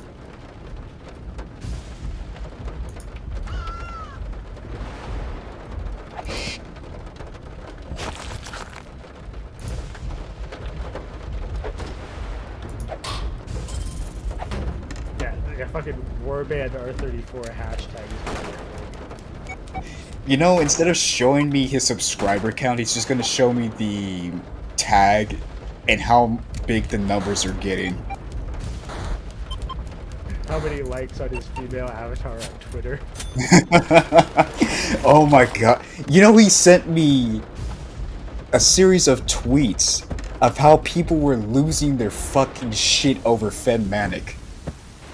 Yeah, I saw some of those. He sent me a plethora of that shit. And the only one that made sense was some guy that said Femmanic is... like, Bleach isn't enough for Femmanic at this point. And I totally agree with that statement. That's the thing, it's like, shit like that is like, I can torture Like, more people with this stuff. Yeah, like, never in my life, when I was designing Manic's avatar, never did the thought cross my head of saying, you know what? If this was a chick, I would totally smash.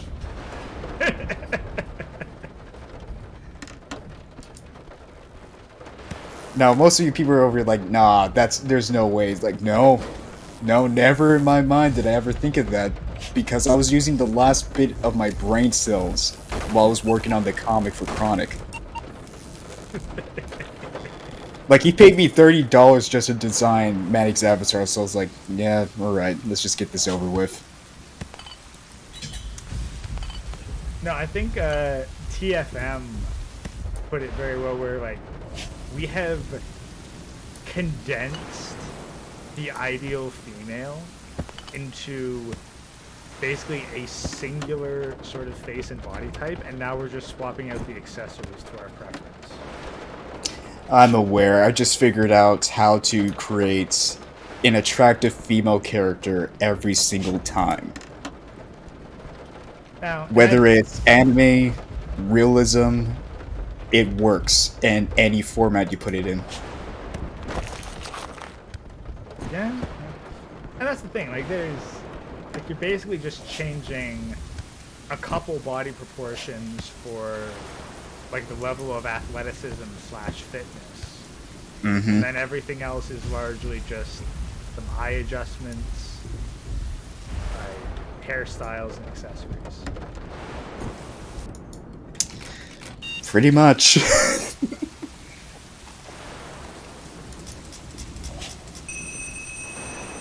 Yeah, the whole body shape and face is just a template. The way how you make it unique is the hair, eyes, and attire.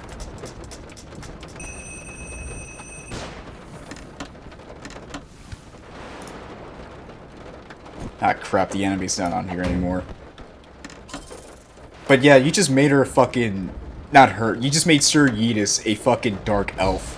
That's a necromancer. Basically, yeah. I went with, like, essentially lolly dark elf necromancer. Yeah, and that's what's his name? Chaz. Oh, Chaz. Yeah, it's just female Rambo. Yep. It's like well, it's like sort of like short hair female Yamcha.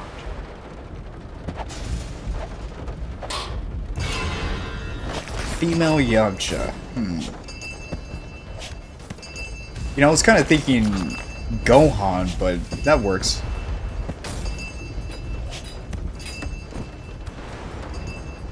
So I fucking tripped the alarm, so I gotta get the fuck out of here. Baby.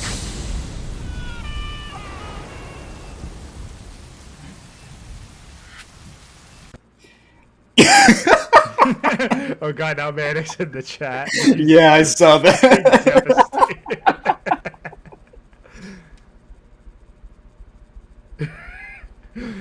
Great. Remove your shoes and show me your feet. It is important. Let me see if I have some. Wait, what? I actually gotta double check. Like, how many of these did I do where I actually showed feet? Oh god, why is that an option? Because it's a tag on Dan Buru, damn it. You know, I thought you did fucking Hammerhand when I first saw your avatar. And I'll be honest with you, never in my days would I thought anyone could make him fuckable. Now, you see, that has been on the back burner for a while. Oh And god. I do have a concept to work with. Alright, so let me just find, because there's a couple with feet here. I'm just trying to figure out which one's the most appropriate. Not bare feet, though. I don't think I made any with that, because I wasn't specifically aiming for fetish material. As I said before, you opened Pandora's box, so there's no longer any boundaries. Oh no, that's the thing. Absolutely not. But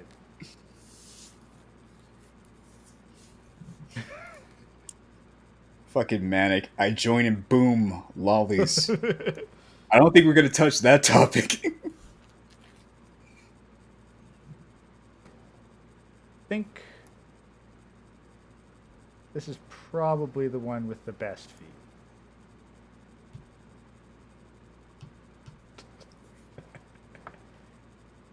I think it's transparent too.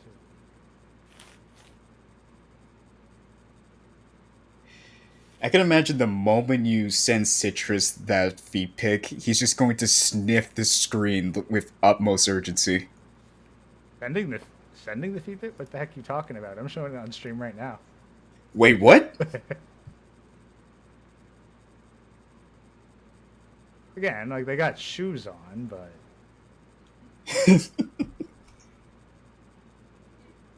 I mean, I could do bare feet, but you know, that's gonna take a donation first. Feet pics ain't free. I know the market. Oh god.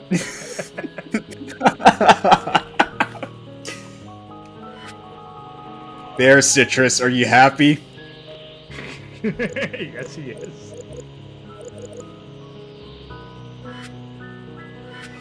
It's like that JoJo reference where it's like, yes, yes, yes.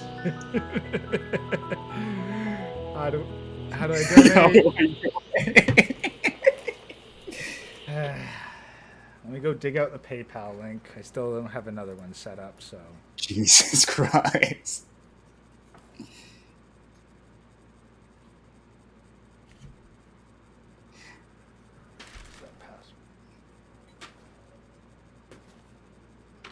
Well, you heard the man. You heard the man from Manic. Shoes do not count. All right, well, fucking bare feet's gonna cost people, so.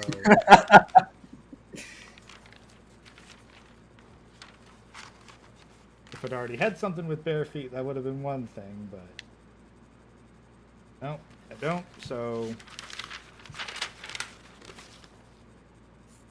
yeah, now you get to find this shit on R34/feet. It's gonna be a thing. Doors box, baby.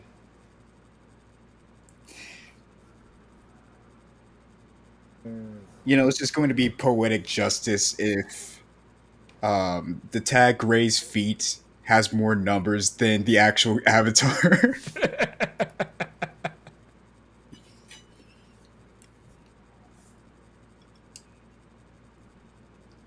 Yeah, alright.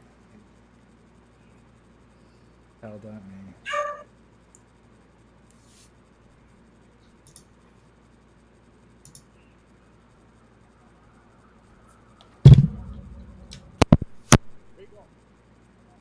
Alright.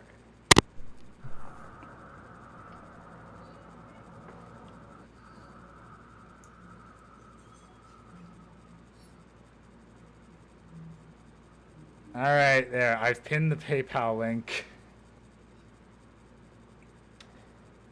You send money there, I'll send you feet pics via Discord. That's how this stuff works, right?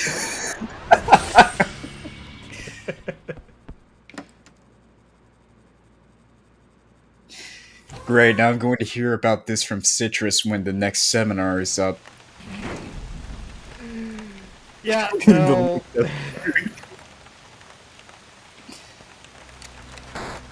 Just copy and paste it, man.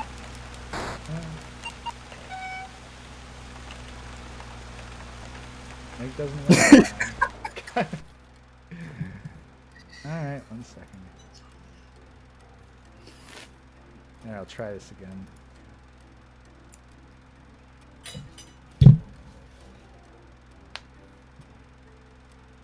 There, that one should work. Pin that.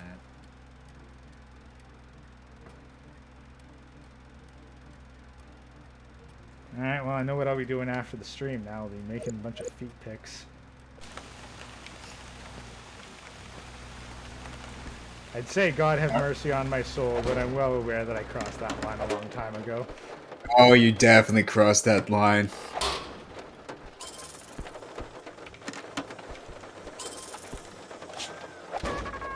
This is your cross to bear now, Gray. Yeah, I know. I'm aware that this is just how it's going to go from here on out, but eh. I already know if you start selling merch, the feet pillows are going to be the top seller. Yeah, fuck it, Grey Documakers, whatever. I'm sure someone will fucking pay this for shit.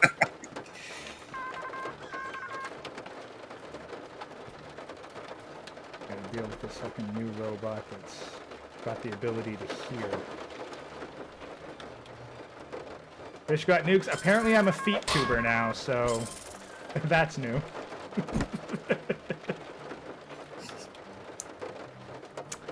Fish, this is called The Swindle. It is a roguelike steampunk heist. I have 100 days to complete a series of increasingly difficult and expensive heists in order to raise enough money to do the final heist. Otherwise, I lose the game and I can never burglarize shit again. And I just tripped an alarm, and the electricals have gone off. So, I'm kind of boned right now.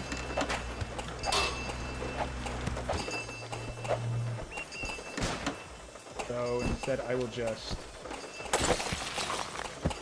break the window and fucking escape after being gassed, and somehow I still made it out of there with fucking 9 grand in my pocket. So technically successful.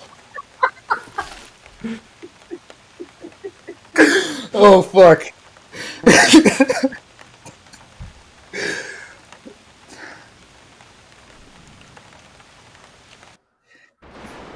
You know, Citrus in its entirety is just a fucking curveball. Yeah, but hey, at least chat's getting interesting now.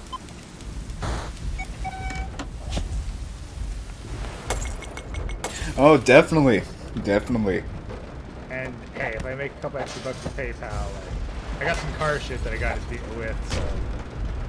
And I just got taken out by fucking fly torch. But, yeah, and I got some car shit I got to deal with, so, yeah, I could I could use a little bit of feet tuber money right now, I'll admit.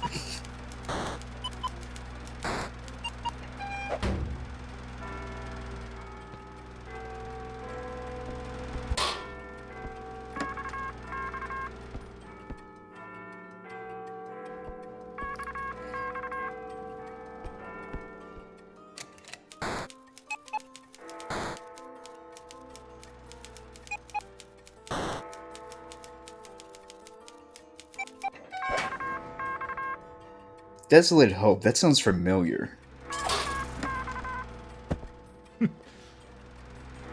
Typo Man and the Death of I'm not familiar with those, man.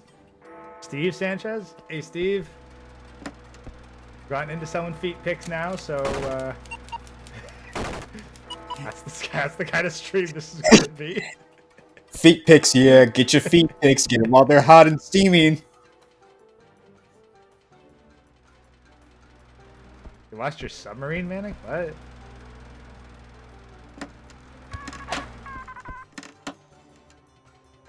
I didn't even know Manic had a submarine, so... Kind of waiting for the other shoe to drop here. I'm not surprised he is a mechanic. Yeah, but like... You don't exactly misplace a submarine most of the time.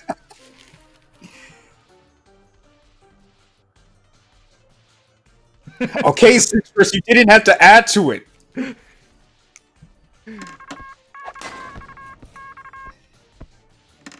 I mean, hey, if he... As long as he pays sufficient, he can get his fetish material, man. And I mean, like, let's be honest. Kind of better off that I'm making the fucking, like, feet tuber fetish money than some random thought. I mean, yeah, why not add some competition to low effort thoughts? Thing, like, at the very least, my shit's medium effort. At least my audience is getting their money's worth. Like, they know exactly what they're paying for. How did you even find out?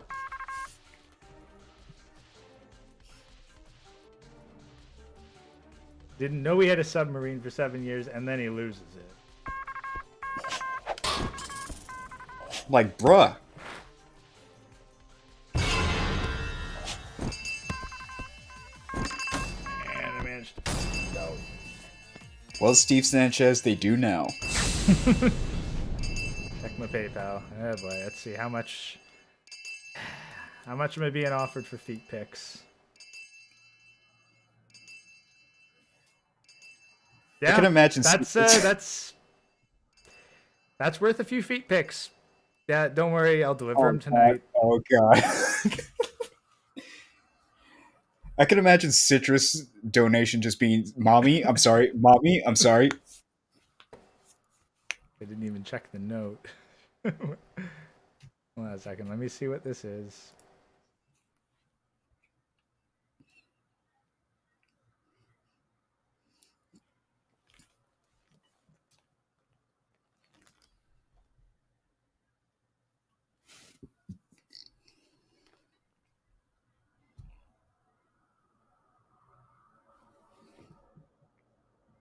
Yep, yeah. The note is feet.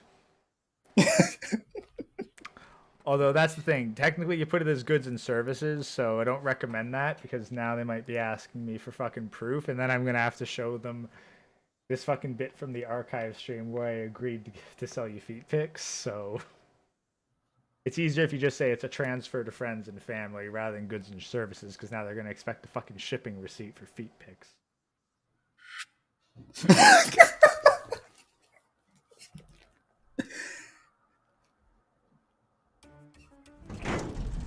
I mean, I'm sure that PayPal has dealt with those kinds of transactions before, so it won't be that unusual.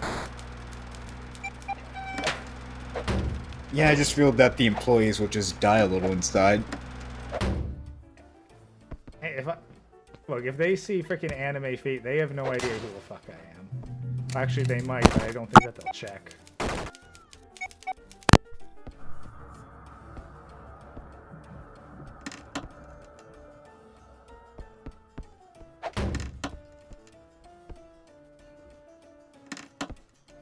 heists are getting harder in stage 3. The money goes up, but the fucking difficulty of each heist does too. You know, even ankles will just satisfy this man. And I fucking look away to see the thing on ankles and immediately get killed, so...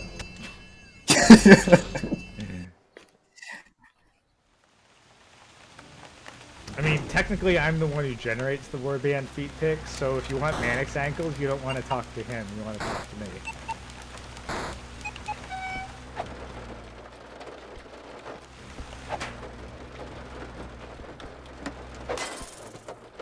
I mean, I'm probably gonna have to give, like, a portion of it to Manic, so.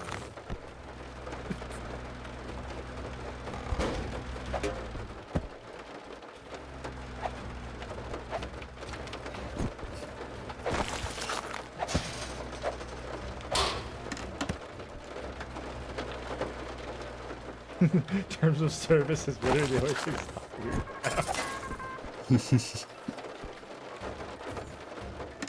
Damn you, TOS, and your fucking weird level of both being a prude and a degenerate. Yeah, it kind of sucks that you have to censor feet now. You gotta censor the weirdest stuff. Like, I'm pretty sure that they're going to be that they crack down harder on underwear than a bikini, even if the underwear technically covers more skin.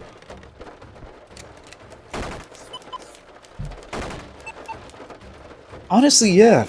Yeah. How much you want to bet they're actually going to start censoring hand-holding? I mean, I kind of want to do that just for the memes.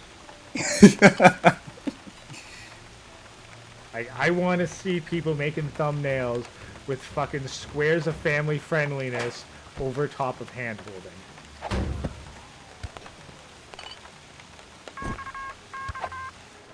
Yeah, it's like, how far can we go with this?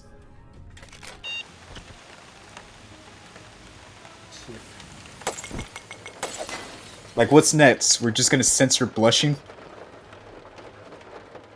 Well, I don't know how much you've been looking at Twitter lately. I don't look at Twitter.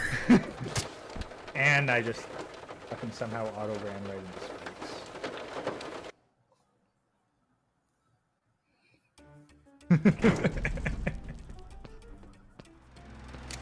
No, that's the thing about, like, Twitter is apparently so fucking prudish that if you show two people looking at each other and blushing, they immediately assume it's sexual. Wow. You know, that's probably why I don't use Twitter. Yeah. Like, a whole bunch of people that just... Like, the amount of fucking shitty socialization skills that those people have is, quite frankly, astounding. Oh, I bet. I feel that I would lose 8 chromosomes by the end of the night.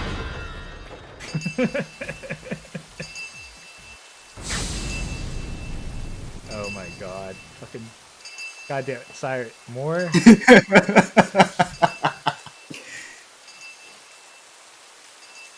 God damn it.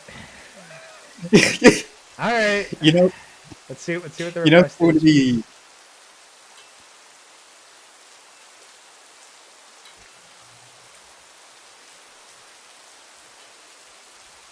Yep. Yep. Alright. You think another donation? Yep. Yeah, now it's Manic's ankles.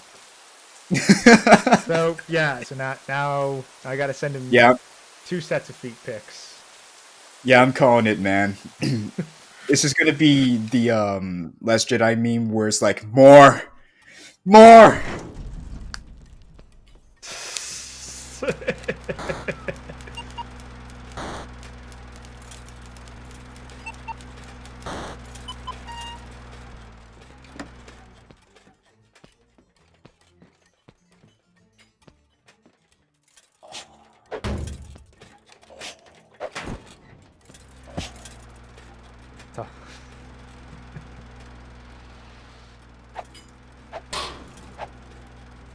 Always talking about it like it's fucking drugs. Well, that's the thing. Like 1 a.m. Yeah, it's fairly reasonable. So yeah, It's just him scratching himself. Probably gonna have to cut the stream off at 11. I got feet pics to take. Yeah, it's just him scratching himself like, please, Gray, I need my next fix. Alright, don't underestimate the foot coomers, man. Actually, there was one YouTuber called Grayscaling who put up the four horsemen of No Nut November, and it was like tits, ass, hips, and thighs and whatnot. And then Foot Lover 69 just shouted out, "There is another." And they were like, "Fine, if this gets to 100k likes, I'll draw feet." They ended up drawing feet. Citrus, why are you giving him ideas? I was lucky I was spared from this. Oh god, oh god, just fucking streamer curse right there. Hit the wrong button. Like, I don't... Like, Citrus, I don't want him coming to me and asking me, hey, how do you want your avatar to look like? Well, we already kind of went with that, and you just wanted this abstract avatar that I have on stream now, so... Like, you could have a waifu, but you didn't want one.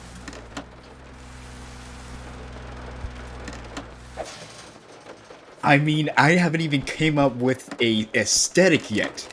Get off me! Dude, it's... Like, really, is like, do you want to go for the goth chick? Or do you want to go for a more, like, Ojo-sama style?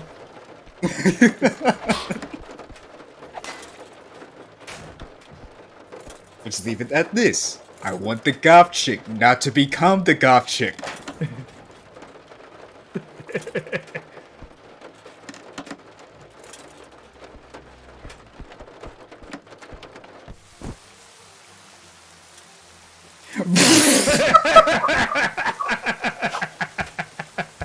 Yeah, this is what my chat has degenerated into now. This is where we are.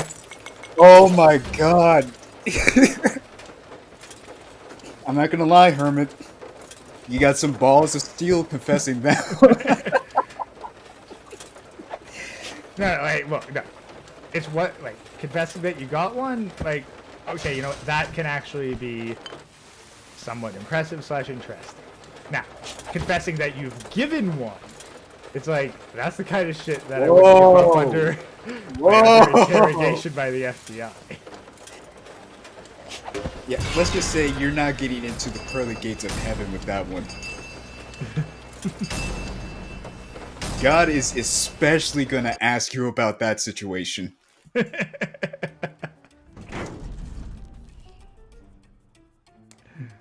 Next seminar, we should do feet and ankle drawings for training. Dear God, why?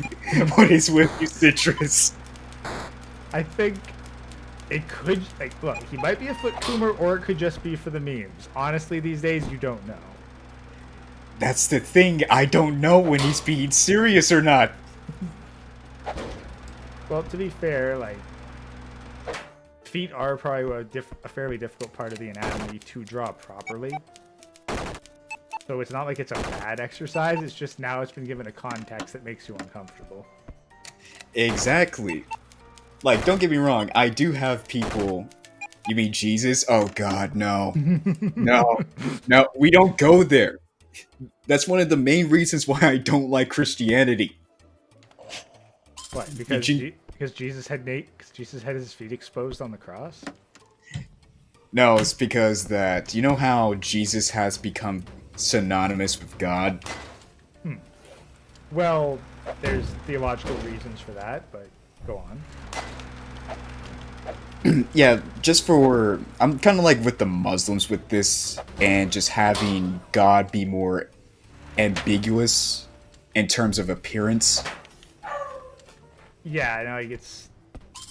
Like, the question of whether or not Jesus was, like, a son of God or an avatar of God. Yeah, like... A lot of people have fought and died over that kind of question, over that exact question, so... Yeah. But It's like, is it really the can of worms do I want to open up right now? I think that Dante's description of God was pretty decent. And I think it was something along the lines of a book surrounded by a rainbow.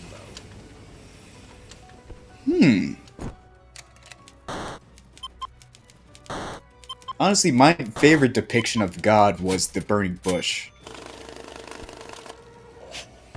Yeah. Like the way how simple it is, but how accurate it is for me is, in a way, quite beautiful.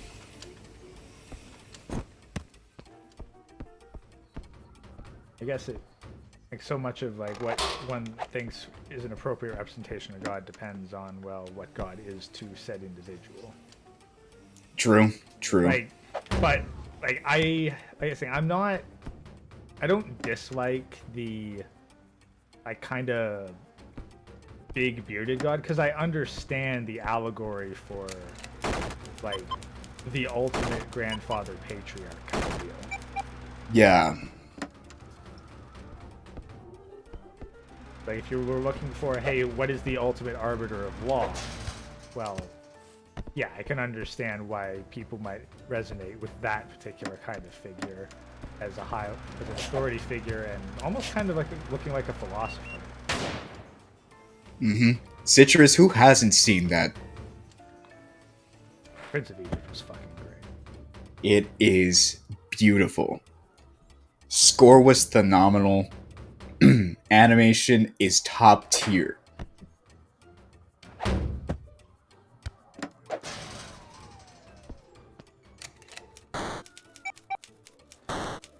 Funny thing is, it wasn't as like it probably wasn't as special to me as it was to a lot of people, because I actually ended up watching a fair bit of Bible cartoons in my childhood, and I'm not just talking VeggieTales.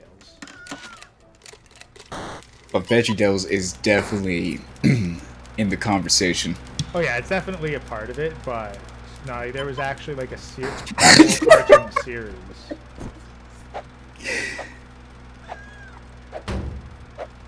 But you haven't? Okay, Manic, you really should watch Prince of Egypt. Like, just from an artistic standpoint, it's fucking gorgeous. I don't know what is worse. It's that he hasn't seen Prince of Egypt or VeggieTales. Now, to be fair, Manic is a Zoomer, so kind of understandable. Well, it's something you would expect from a Zoomer. Yeah. Like, I'm thinking, like, look, wait. Prince of Egypt was so influential on Western animation that many scenes from it were used in a Little Dark Age remix dedicated to Western animation. Honestly, if American entertainment, especially the animation industry, just got their shit together, oh man, it would just be a wrap. Hey, you think maybe we could get Elon Musk to take over Disney next? Oh my god. Can't we just leave him out the conversation? Well, I just think it kind of works as a meme, because like, okay, 1 second, heist problem. Like, he gets into Twitter and fucking, like, starts cleaning a house and immediately making improvements. So, like, you need the kind of equivalent where someone just literally has enough money to buy Disney.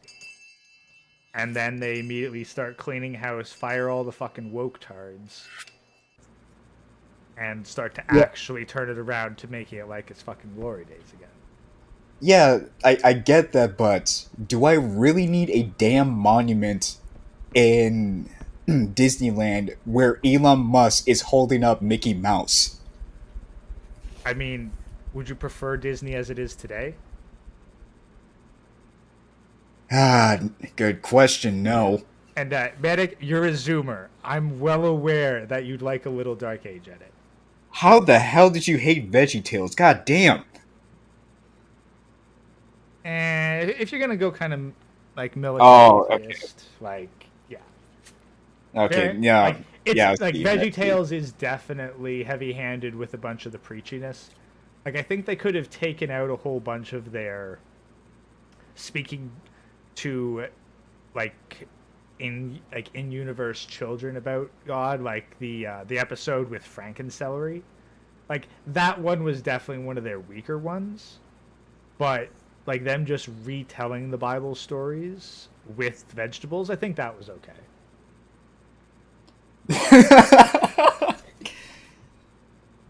I guess so, Citrus. I guess so. I'm pretty sure that the only way Hermit eats vegetables is if they're stuffed with ground beef first. Most likely.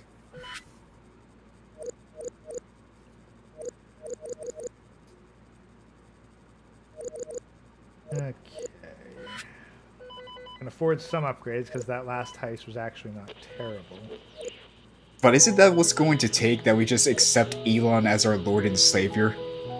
Well, who else has the money and willpower to actually do anything? I mean,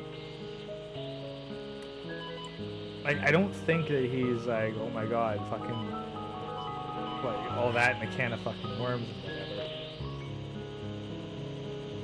But, like, I've seen the kind of before and after of Twitter staff between before and after when Elon came in, and it's like, oh good, it looks like a whole bunch of fucking tech nerds now instead of a goddamn college classroom. Okay, I can see that. Perhaps I'm just a bit skeptical with his recent projects. Oh, I'm fucking, like, skeptical when I think he's shady as fuck too, but it's like, it looks like he's actually done something positive with Twitter. And if the whole goddamn thing burns to the ground, that's also a net positive. Yeah, true. I mean, Twitter was on its way out before he bought it. Yeah, but at the very least, it's going to be a glorious fucking dumpster fire, and it's not like it's costing me any money. Breaking news. Elon buys Earth. I mean, he probably could buy a couple countries with the money he's got. Oh, without a doubt. Without a doubt. What if Elon Musk bought South Africa? Bruh. Like, imagine that. Imagine getting rich enough to buy the country. Like, you leave the country, and then and then you make enough money in a different country that you just buy the country you emigrated from. He's like, I came back, bitch. You know, should he do that, how much you want to bet it would look like Coruscant from Star Wars? Well, that's the thing. I think better Coruscant than Wakanda. We don't talk about Wakanda. Sorry, half the conversations I have with you are just trying to find new things to torture you with. I know. Like, it's bad enough that I have to accept the fact that Black Panther 2 was a thing, or is a thing. Let's see. What would I do if I owned Africa? Well, I think I'd start by kicking out all the other countries' influences.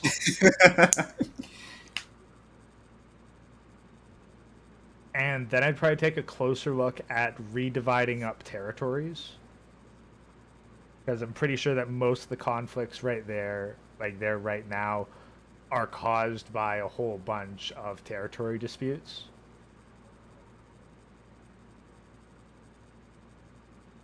And then I'd start opening up a whole bunch of new industry and trying to make each individual country as self-sufficient as possible.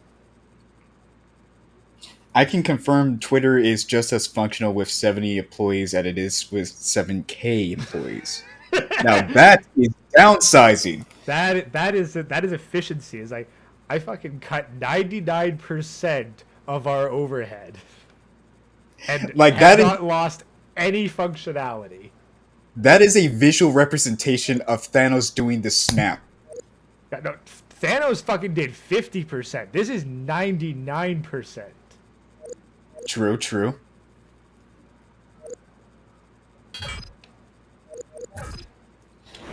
My dad tried to get me to see Black Panther as the other day. I told him no. And him and my brother thought it was a good movie. Bruh. Yeah. Yeah, I feel your pain, man. My little brother thinks the reboot of Ben 10 is better than the original. I honestly have. Okay, let me put it this way: the the most that I know about Ben 10 is the kind of shit that you'd need brain bleach for. So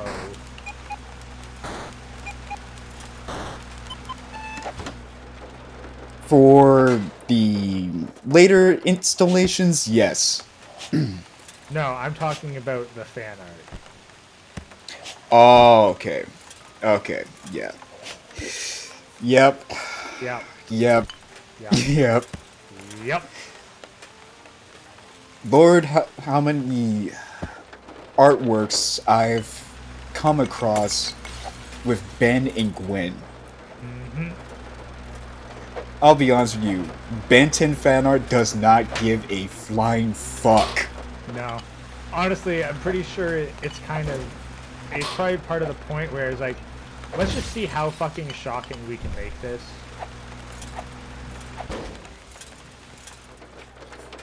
I remember seeing people selling actual merch, and it's Ben holding Gwen, and Gwen's fucking pregnant.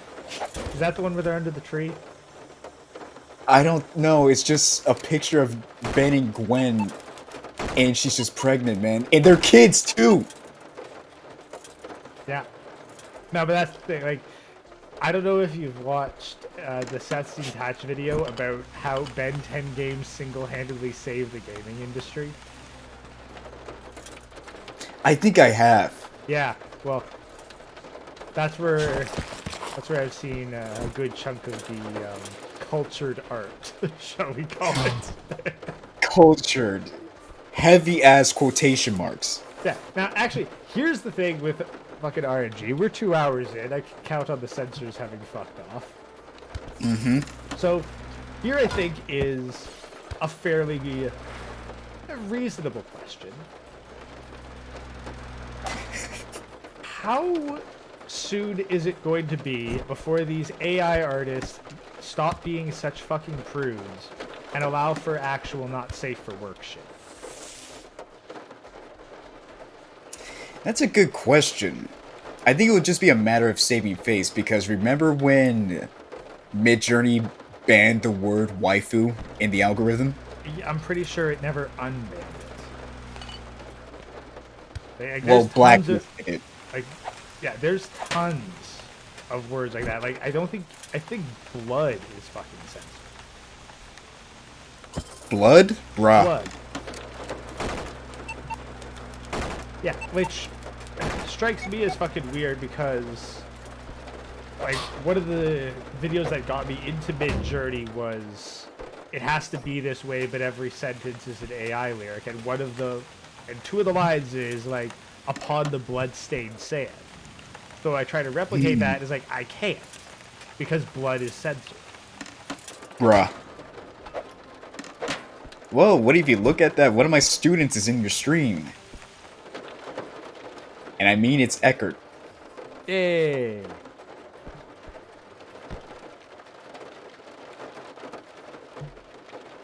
I just fucked up and got another burglar killed.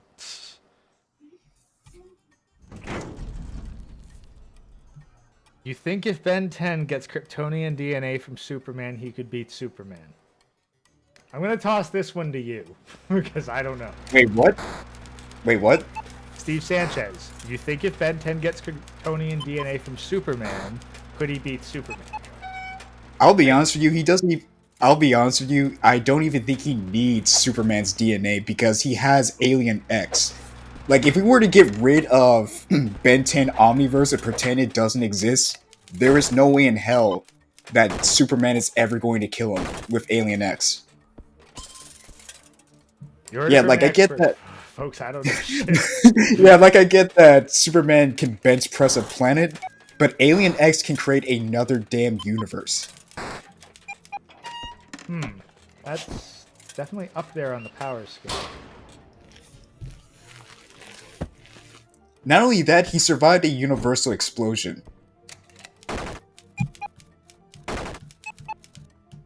So Yeah, no, I'm pretty sure that Ben 10 solos the yeah, DC universe. yeah. Look, I'm pretty like. Let's be honest here. I don't think with all the recent superhero stuff that's come out, I don't think that Superman is particularly like that's the ultimate pinnacle of power. It's Superman. Like, no, we got fucking One Punch Man now, and beyond that, we have like the fucking Zeno or whatever from Dragon Ball Super. You can literally Yeah. will a universe out of existence like it's absolutely fucking nothing. You know, I like how people are still saying Goku could beat Saitama, even though Saitama has performed such incredible, unfeasible feats that I haven't seen in Dragon Ball. Other Yeah. than a universe being destroyed. And that was Actually- only performed by Zeno. Funny thing, did you know that the secret to Saitama's power is actually revealed in the first episode?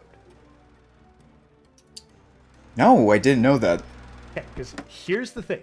Do you remember from the first episode when all the monsters are introducing themselves? Which ones? You have to be I think the like the lobster guy. Like he says that Oh, the lobster guy? Yeah. yeah, like he became a monster because he really liked fucking shellfish, right? Like not fucking shellfish. Yeah. But he likes shellfish a lot, so he became a shellfish monster. Oh, so he just verbally announced that he wanted to defeat any enemy in one punch. Precisely. That was his dream. He So wanted it's to become basically an affirmation. That's the thing. He's a monster. That's the thing. He is all monsters in the Saitama universe, at least the ones that randomly generate.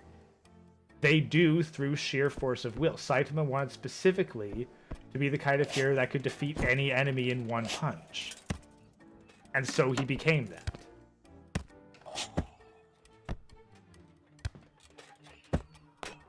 Well, damn, you are what you eat.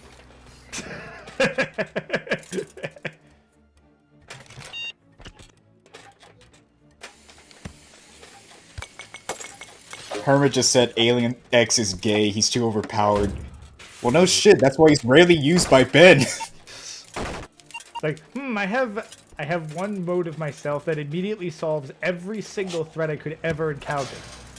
Better never use that anymore because it kinda Well, not only that, Alien X is also extremely difficult to control because you know the Masks of Drama, where it's like the smiley You're face talking to and someone who knows absolutely. Okay, well, is this a non-Ben 10 reference?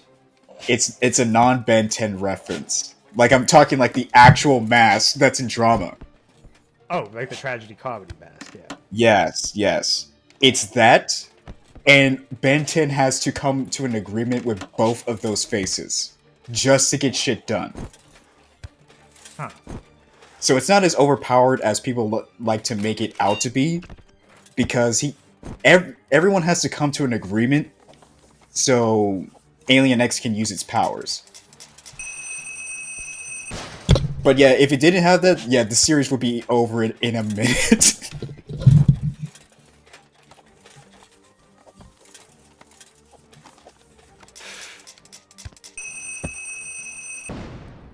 Like, yeah, the kind of arbitrary plot stuff that makes it so like, yeah, I can't really use it all the time because it's kind of difficult. But, every time the plot actually needs him to use it, then he's gonna fucking have exactly what he needs to get them to resolve shit. Because that's how plot works. That's a good question. Piccolo versus Omni-Man. For argument's sake, I'm going to assume Dragon Ball GT Piccolo. Let's see. Well, okay, so let's just say Frieza in base form was able to wipe out a planet single-handedly with no effort. Very little effort. Piccolo, after fusing with Nail, was able to fight Frieza in the second form and actually push him to a third transformation. Then Piccolo fused with Kami, and he was able to match Android 17 blow for blow. Who himself was far stronger than Frieza. And keep in mind, Android 17 at the time could still theoretically defeat Trunks, who one-shotted Frieza with one slash of his sword. And that was an upgraded cyborg Frieza, too. And not only that, but, like final form Frieza. So, pardon my French because I haven't seen much of the Invincibles universe because I lost interest the moment I think let's see, I think Omni-Man has to manually kill everything on a planet, and he can't just annihilate the planet with a single death ball. So I'm pretty sure that Omni-Man is weaker than base form Frieza. Ergo, he's going to be weaker than Piccolo, at least before the Namekian saga is even over, to say nothing of the fucking Cell saga. Yeah, I feel a special beam cannon could just do him in. Yeah. So, yeah, Piccolo versus Omni-Man. Nobody's on Piccolo. Yeah, same here. And that's to say nothing of Piccolo's newer golden form or whatever. Oh my god, I hate this fucking argument! Alien X versus Popeye the Sailor. I hate Death Battle for this argument. Because they misconstrued, They place way too much faith in the fucking Toon Force. Yeah. Like, they just go overboard with the calculations and estimations. And not only that, they just make shrewd remarks of their contestants, for example, Saitama. Like, the whole premise is that he can defeat an enemy in one or a couple of punches. Popeye is just Popeye. Yeah, Popeye is a dude who... Like, he's a dude who eats his spinach. He's got, like, good-sized biceps, sure, but... he hasn't done anything near on the scale of Saitama. Yeah, I get it. He punched a... like the bell in those, like, carnivals to the sun. But that's the only remark that he's ever really done. And even then, Saitama's done better shit than that, so... Saitama has wiped out, I'm pretty sure, galaxies in one punch. And I'm not even joking. There is a visual representation of pretty much a black circle where stars used to be.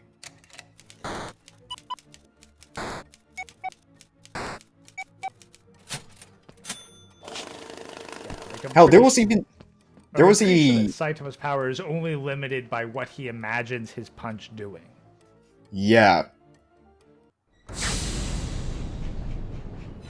Holy shit, I actually got the ghost and the aptitude bonus from that one. Nice, dude, nice. Yeah, no, I fucking 64,000 from that one.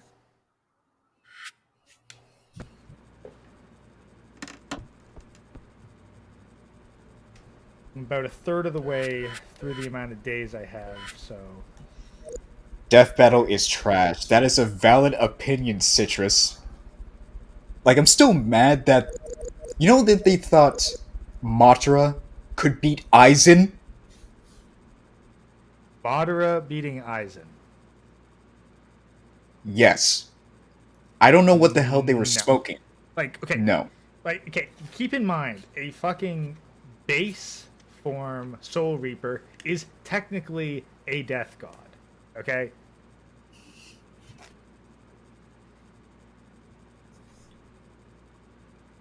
Like, I'll be honest with you. Like, Aizen even... I mean, fuck, like, to say nothing of all the bullshit powers that Aizen got later on, I don't think that Madara could beat base form Aizen.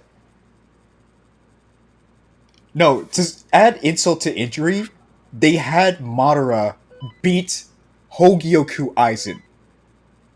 In his evolved form, not in the Chrysalis form, his evolved form when he was fighting Ichigo. God, no. There is no way in hell Aizen could even stand next to him. I'm not even joking. he would be literally be vaporized by ice and spiritual pressure. Just no. There's no way. Like legit, they even tried to say that Naruto would win against Ichigo. No. No. Like, the power scaling's all different.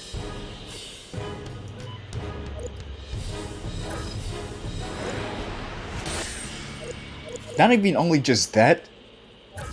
Like, I can name Naruto's strongest form, and I'll raise the bar and say it would even beat Soul Society Ichigo.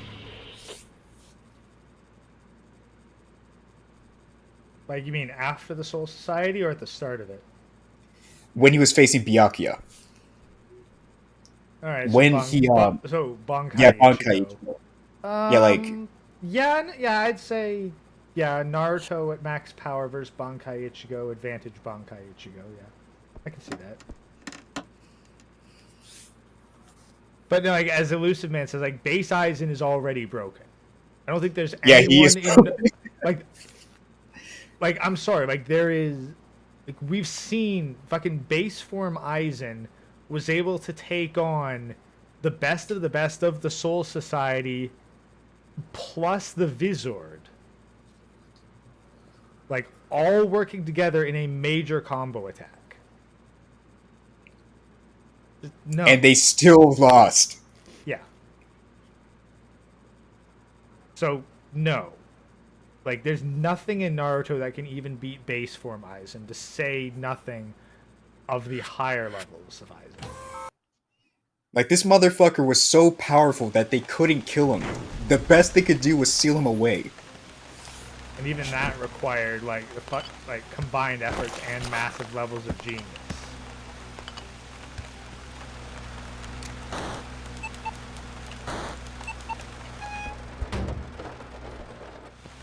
Like, again, I'll admit, I missed out on a good chunk of Bleach because I kind of stopped reading at a certain point. But I'll be honest with you, the 1,000-Year War Blood War arc, it's the worst. It's the worst out of... okay, anime, I don't even fucking... Like, let me put it this way, I didn't even see the final battle between Ichigo and Aizen, because, like, I'd read up to as far as it had gotten at the time, and then took an extended break and never got back into it. Yeah, I'm just saying, it's the worst arc in all of Bleach. Yeah, does that include all the filler arcs? I'll be honest with you, the filler arc where it was like that green dude is much better than that arc. I don't even...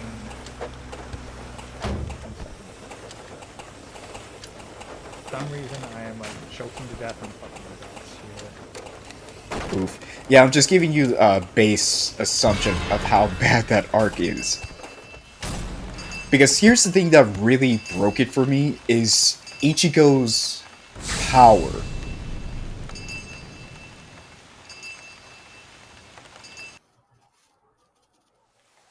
Like, I'll be honest with you, I don't buy what Kubo was trying to sell with Ichigo's power. What was he trying to sell? Because he was trying to go for this true Bankai route, because the Bankai that we usually see Ichigo use, where he wears his Bankai, that wasn't his true Bankai, quote-unquote. So he needed, like, an additional power-up? Yeah, he needed a power-up, and there was, like, a time skip, I think? I don't know, my mind is hazy. Well, and...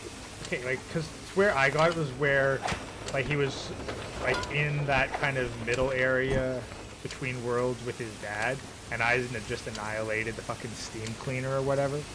Yeah. And so he was learning, like, I guess the true name or something. It would be like a one-way street. Like, obviously that didn't stick. It didn't. And it's such a shame, too, because his true Bankai doesn't even look that powerful. Like, legit, I'll make the argument that Dankai Ichigo was more closer to what his power truly was, because that's the only form I've seen from him where his eyes are red. And those of you who read up on the latest arc, or Bleach's last arc, you know what I'm talking about. Because Kubo does place a very large emphasis on red eyes. And when you really think about it, there's a major reason why Dankai Ichigo won against Aizen. Like, it wasn't even a close, fair battle.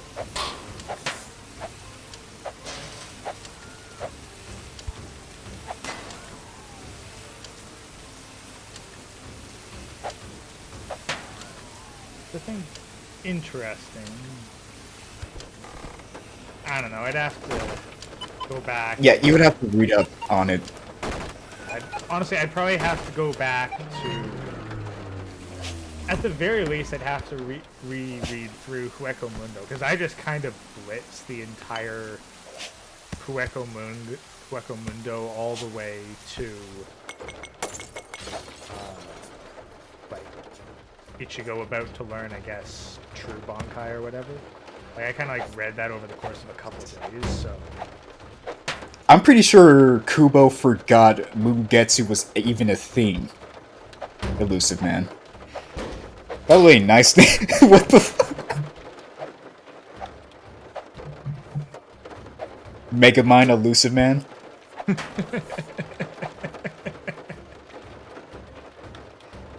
Honestly, Elusive Man was probably the coolest fucking character in the Mass Effect series.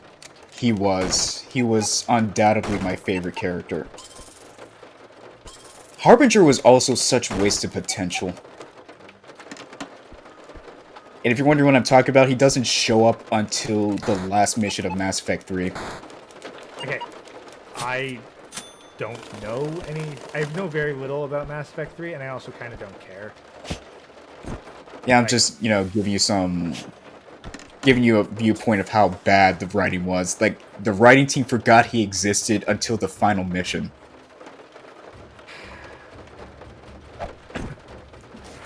Alright, see you, Citrus. Get the fucking feet pics later. You know, that kind of bugs me is how Mugetsu was just never mentioned.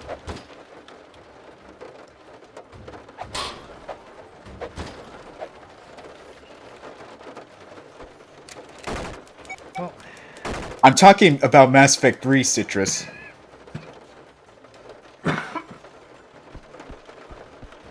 Yes, it was a mess. It was a mess. yeah, like, honestly, I had my own fucking headcanon for, like, what would be the origin of the Reapers and the final narrative conflict of Mass Effect 3, and how it would tie into all prior existing plot lines, specifically the Geth-Quarian debate. Mm-hmm. And it was far better, because, like, with Mass Effect 2, I saw, okay, you've got a machine that's made out of that's uses an entire species as part of the ingredients. Okay, Yep. That's a very interesting concept. Now, what would be the origin of a creature like that? Well, if you look at the Geth-Quarian conflict, we see that the organics are threatened by actual sentient life. And they ended up going to war and losing the home planet and all the bullshit there. And I thought, okay, well, what if this is part of a cycle and the same thing happened before? Only this progenitor species, which built all the relays and whatnot, they thought that the only way for organics and synthetics to live in peace was to fuse them, and so they created the first Reaper. And they thought, in order to save all future species, we need to find the most advanced of each stellar generation and fuse them together in order to prevent the conflict from killing all life in the universe. So you have a noble origin to the Reapers, which naturally gets out of control because the original purpose is lost, and instead they're just harvesting an advanced species in the galaxy every stellar generation or whatever, and wiping out everyone else. And then, Honestly, your headcanon makes much more sense than what was actually explained. But then here'd be the thing. Then you'd use, and this would be like a pure Paragon only option. You would use the conflict resolution of peace between the Quarians and the Geth to show that there is another way. It doesn't have to be like all the organics and the synthetics fuse. The individuals can still remain and find peace. And that Not would only be that, the good ending. yeah, true. True. I like the part where Shepard tells Liara to remove her shoes and socks.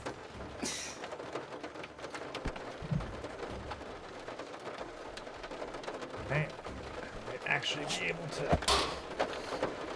to succeed in this particular heist. Mungetsu was such an epic move that even Aizen forgot about it. I mean, it did went to his head, so I'm not surprised that he just, it just got cut out of his head, literally.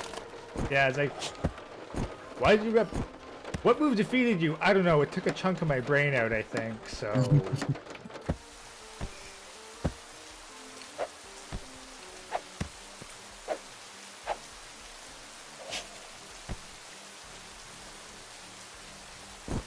You know, it would have been funny if Aizen just, whispered in, in Ichigo's ear, just, saying, "Use the plot, Ichigo." Back of the game. Backward.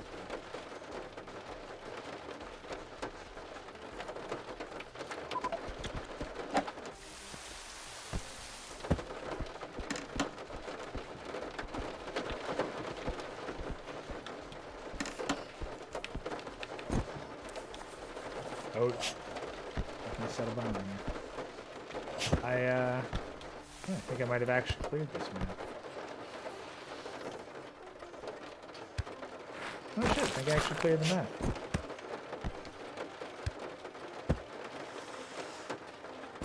Oh, wait, no, there's still this way, but I gotta drill my way through the wall.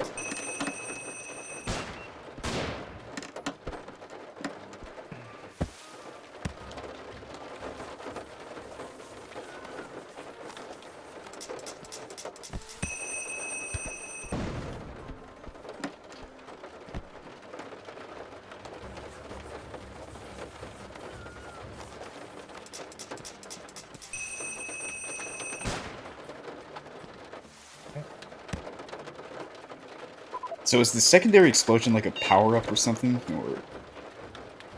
Well, no, the secondary explosion was because there was a landmine. That Oh, also I got see. blown up.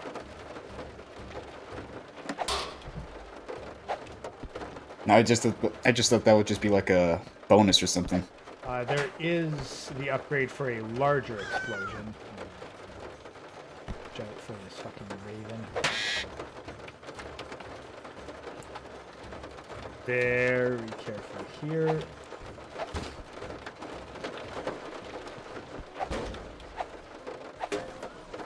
One. Oh, careful. I step too far, then I'm going to step into the spikes. Far enough, and I won't hit them.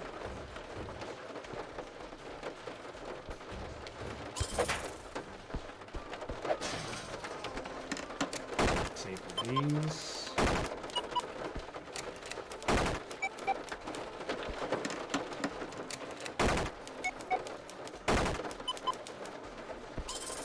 This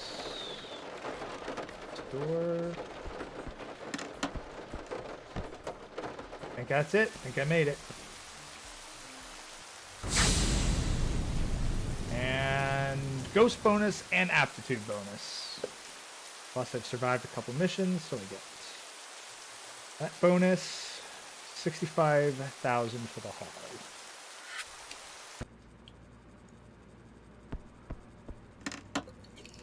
It's quite the reward. It's decent. For reference, need to get 100,000 to enter the next zone, then 250,000 for the zone after that. Triple jump, stick to windows, quieter.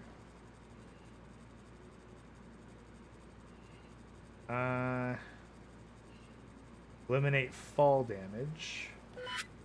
It's always a question of like what's essential and what's just convenient.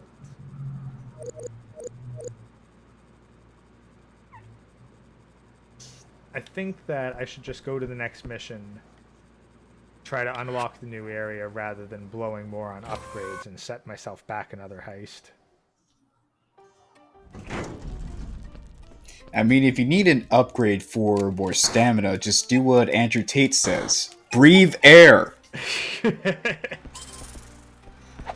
Thankfully, stamina meters aren't a particular one. I know it was just something for reference. Yeah. Need more stamina? Breathe air. Like, brilliant. Brilliant red pill advice. Truly. Truly, he is the patron saint of fucking red pill these days. If you're homeless, just buy a damn home. Like, what? Like, get on the program, brokey.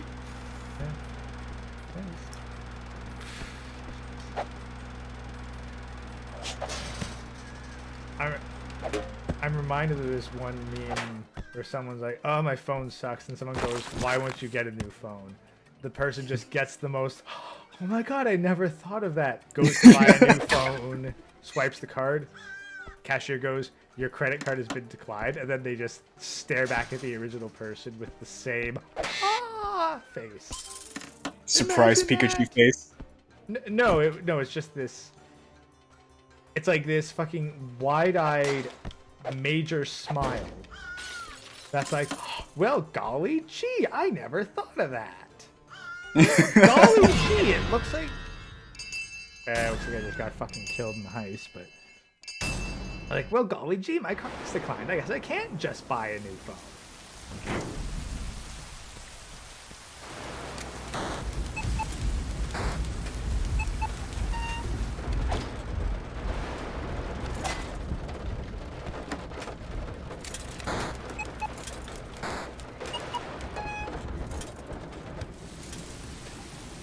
You see, I was cool with the like the more Spaniard names in the Hueco Mundo arc, but I don't know what the hell Kubo was smoking when it came to naming the next antagonist force. What were they? They were like a reformed Quincy organization under the guidance of the main antagonist. Okay, you know that Soul Reaper doctor guy, he did a really shitty job of eliminating all the Quincy's. Yeah, he did. He did a really bad job. Like, I eliminated all of them. Oh, except for these ones. And these ones.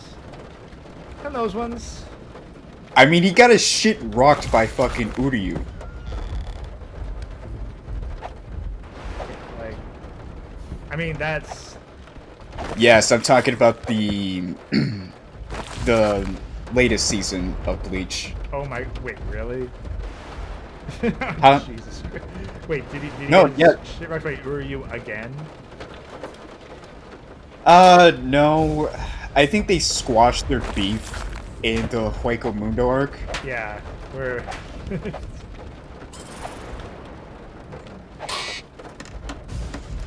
use bombs to take out this camera.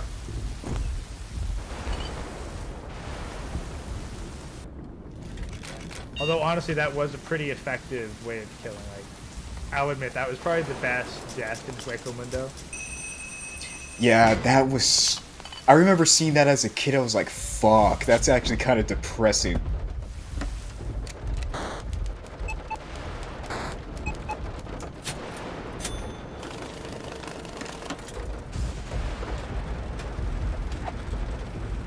Just waiting for eternity because your perception of time is fucked to die, and it's just never going to happen.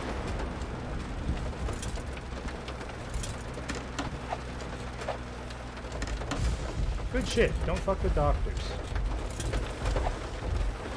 Especially Soul Reaper doctors. Yeah, because they've had a lot of time to practice shit. I just love his character design too because he resembles a witch doctor when you really pay close attention. 1 second. Fucking heist. Run. Come on. Oh god, it's on my layout's on the other side.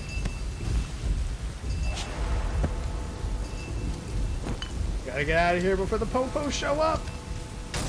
Come on, Gray, you can do it. Made it! Out! Hey, got an aptitude bonus, whatever the fuck that means. So, I'm closer. Well, not even halfway through all the days yet, so. Yeah. Alright, handle. The Stern Rider. Hang on. Yep.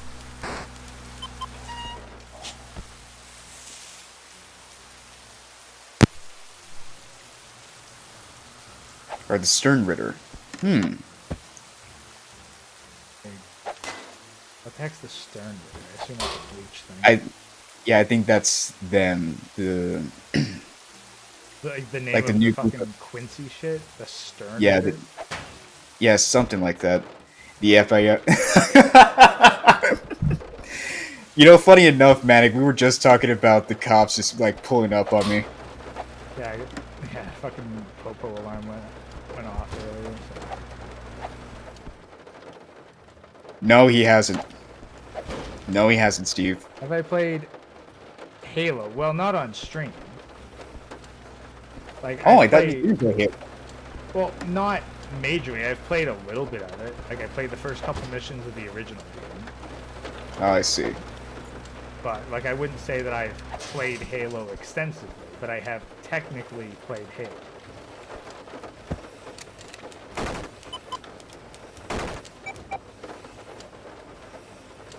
All right, thank you for clearing that up because I was about to complain about the library mission. Yeah, I wouldn't. If you put a bunch of Halo references, I would say I've spent more hours watching Red vs. Blue than I have playing Halo. So. Yeah, I think I stopped at season 13. That was the last straw for me. Honestly, I don't think I got past season 7. What was season 7 again? I don't know. For me, like the big, I think the big finale was like they crash a Pelican. Oh, so it's like a beginning of a soft reboot or something? Yeah, it was kind of like where, like it was like go back to your training bases kind of deal. It was, I think, like the end of like one of the agent arcs or whatever. I think Ghost AI Church was finally like gone. It was a long time ago. I'll be honest with you, I never liked what they went with Church. I kind of thought that was like a bad move. Yeah, no, like the whole Ghost don't exist. This is an AI. Got bad continuity with like some stuff from season 1. So. Yeah, I just don't know what they were just going with that. I don't know. I think they wanted to make it a little more like faithful to kind of the Halo lore and like go more the AI and like bring in more the AI route and tie the characters together. Yeah, I get that. It's just that I just genuinely don't believe he should have been an AI in general because it just never really worked out for his character. No, it didn't. Well, and there was just a lot. Again, not a lot of good continuity of season 1. I think basically the first 5 seasons are like that. Just watch that. That's the good comedic shit, and then maybe some of the extra stuff with season 6 and 7 has the promises of good plot, but that's also where the continuity gets very different. So if you just watch seasons 1 to 5, that's the classic stuff, and you'll have a good fun time. Everything beyond that, and it's just going to start going downhill. Oh yeah, speaking of Red versus Blue, I'm going to give you guys an origin story Red versus Blue is the main reason why my name is BlackLocus, because there is an antagonist called Locus in season 13.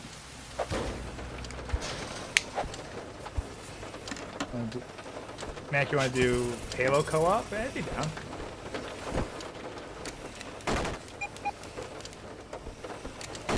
You know, I did have to research the name just to make sure it fits. As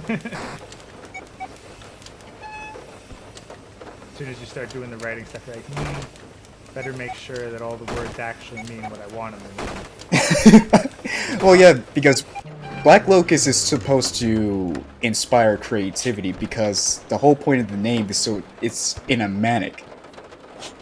So it asks questions in a hopefully in a good way, like who or what is BlackLocus?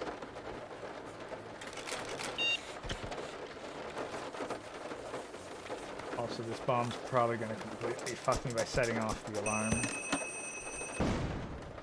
It did not, thankfully. I have to get the triple jump or stick to glass upgrade soon.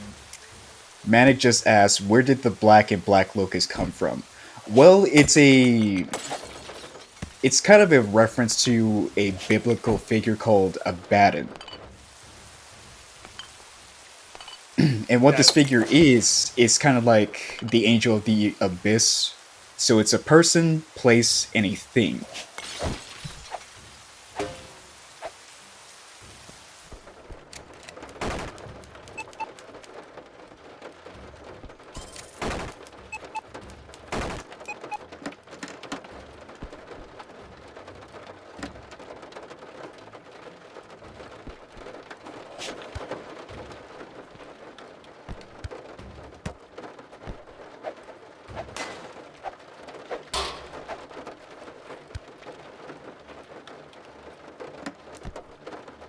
Funny thing is, there's like a bit of extra meaning because you played the Castlevania games. I think I played some when I was a kid, but I never really got big into it. Do you remember Abaddon in the Castlevania games? No, I have not. Can you jog my memory? He was never one of the big or main bosses. He was usually a side or secret boss. But he actually took the form of a locust conductor. I'm not surprised, because he is the king of Locust, described in the Hebrew dialect. Now, what's also funny is I think in the Aria of Sorrow games, well, the Aria of Sorrow game, there's an enemy in that one, a boss called Rahab. And the funny thing is, I don't know if there's a mythological Rahab, but I do know that, well, the thing is, this Rahab is a kind of a water sea serpent dragon thing. And the thing is, I do know of a different game that has a Rahab that's a water sea serpent dragon name, and that's Rahab from the Legacy of Kain series, specifically Legacy of Kain's Soul Reaper. Huh. I actually kind of wondered, like, is the Rahab from Castlevania a tribute to Legacy of Kain?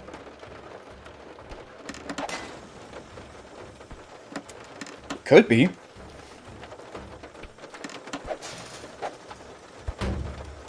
Oh, hey! I made third favorite VTuber for AC. Yeah, I see that. I didn't know Chaz was a VTuber as well. Yeah, he's got an anime avatar. Probably would qualify more as a PNG tuber, since I think of the three of us, Manic's the only one who actually has one that can move and have facial expressions.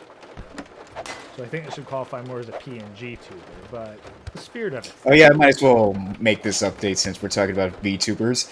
So Manic is going to get a big update on the 23rd. So be on the lookout for that. Yeah. I have to start getting you working on my VTuber model next, so start considering your pricing. Oh, please. I am just, like, begging to get back to work. I got some other things to finance at the moment, but like, let me know what the pricing options are for a VTuber model, and we'll work it out from Okay, there. okay, quick question, though. Is it going to be a male or female one? We'll go with the male one, and we'll let the audience finance the female one. Alright, alright. I think I'll pull like an Ollie and Olivia, where like I'll keep a PNG on standby to whip out the female every now and again. And then if there's significant audience demand, then I'll finance the female option down the line. Alright, I'm just asking because I'm just gonna wonder. I just have to mentally prepare myself of how much am I going to die inside. Well, here's the thing. Like, don't get me wrong, I'll still do it. It's just my pride. If you send me what I might do then is pay a little bit extra for you to send me like the model in all its components forms, and then I can just work on making the female version myself and save your soul a bit. I'll consider that. Is there another spot in it? I feel like AC says, make a girl VTuber model of a gray ghost. I'm sure you'll make it big. Well, here's the thing. Like, that's where I did the experiment the week before Halloween to see like how well received a female gray ghost. And apparently, like, the female model of the poll I took at the end of it was the least favorite of the 3 variants. So yeah, because people went crazy on Twitter with Femmanic. Well, that's the thing. But like, most of my audience is on Twitter, but like my YouTube audience apparently had lukewarm reception to female Grey Ghost. I see. Also, yeah, I completed that heist. Ghost bonus, aptitude bonus, 45k. Now have 124k. That's enough to unlock the next area. You know, there was a question that always lurked in the back of my mind when it came to the Prince of Egypt. I think Abaddon was actually present during those events of where Egypt was in terror. Well, there was the Locus swarm, so it's not impossible. Also, yes, Manic, you should make a Twitter account for FemManic. Oh God! And then you can make novel AI requests for various pieces of art, and I'll just keep you financed on that. I mean, if people are gonna commission me shit for feet, at the very least, I can shove you more models to show off. So yeah, Locus, I'd say for the sake of your soul, stay off Twitter, because apparently it's gonna get interesting. I know it's gonna get interesting. Stop, AC! Why are you giving him ideas? Okay, I'm pretty sure it wouldn't be the first.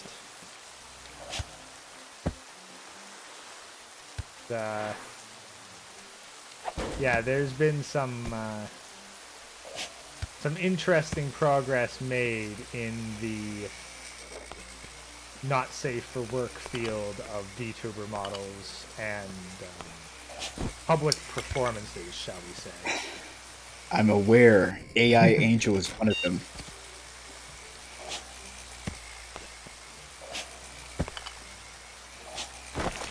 Speaking of which, you know she's back? I don't even know who that is to begin with, necessarily, so... Oh, you remember that... You remember that VTuber that I sent you and asked if this was your main plan? Oh yeah, that one, yeah. Yeah, that's her. Back? Well, hey, respect the hustle.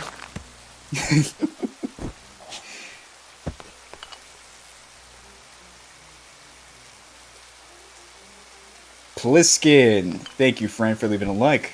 Yes, much appreciated. We started off talking a lot about the AI art, and we have just gone on all kinds of tangents while I'm seeing if I can beat this game, which I probably won't be able to before I gotta bounce off. I blame Citrus. I blame fucking Citrus. That's definitely, there's definitely some blame to be had there, not gonna lie. So I'm trying to figure out if I can break through the walls. It says, oh, you can break through windows and doors. Yeah.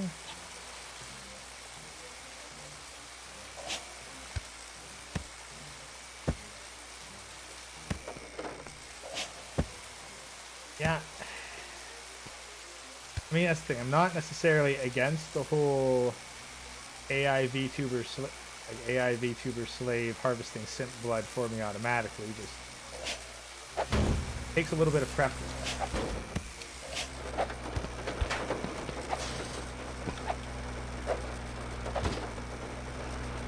Wow. Yeah, instead of the metaverse, it's just going to be the Zinc verse from now on.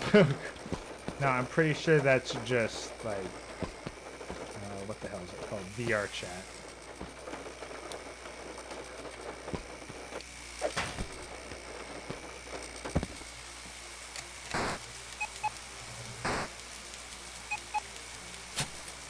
What even is that? What, VR chat or?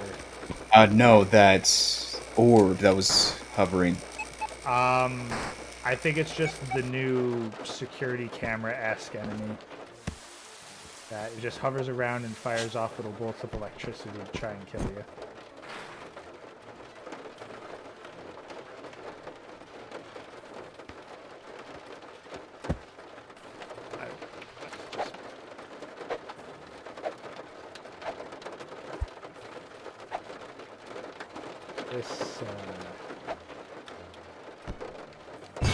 And I'm in shit.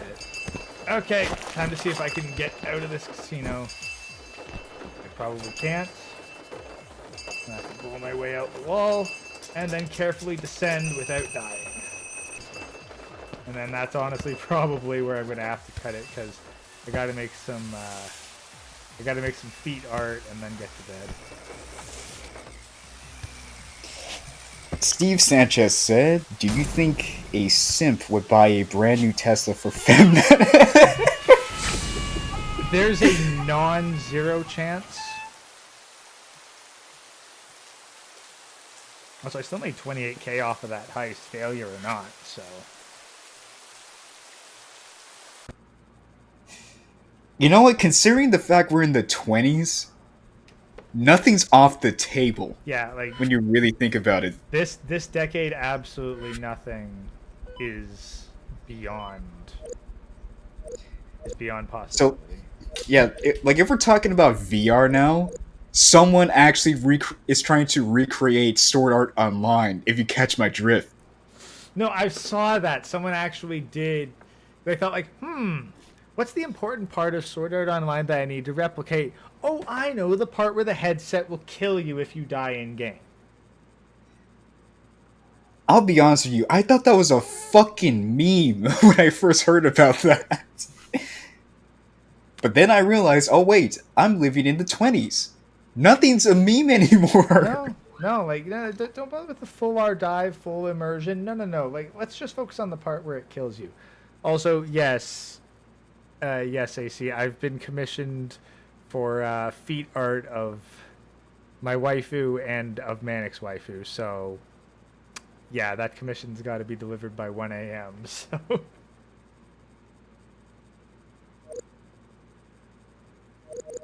have to get to work on that.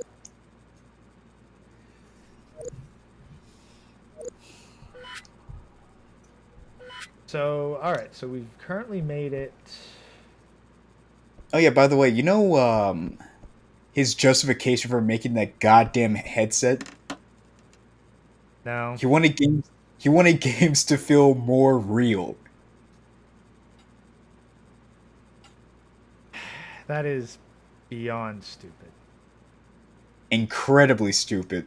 Like, that's just a beyond stupid reason. Like, it wasn't that long ago. Like, I think it was maybe 5-6 years ago, where they were talking about some feedback for these gloves, where it would give you like a 1-to-1 thing for in-game, but there'd Yeah. actually be air pressured resistances built in, so that when you tried to grab something in-game, the gloves would actually lock up as though you were really holding the object.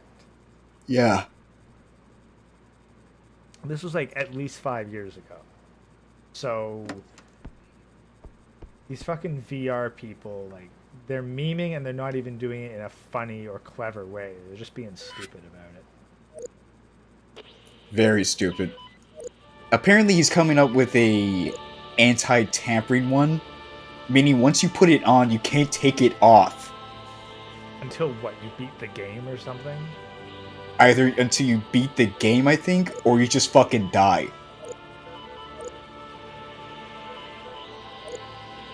Okay, you know what? Hey, if he wants to fucking blow the money of stupid people on something which has absolutely no marketability, you can fucking be my guest. I guess so. Also, there, I'll get the fucking level scanner.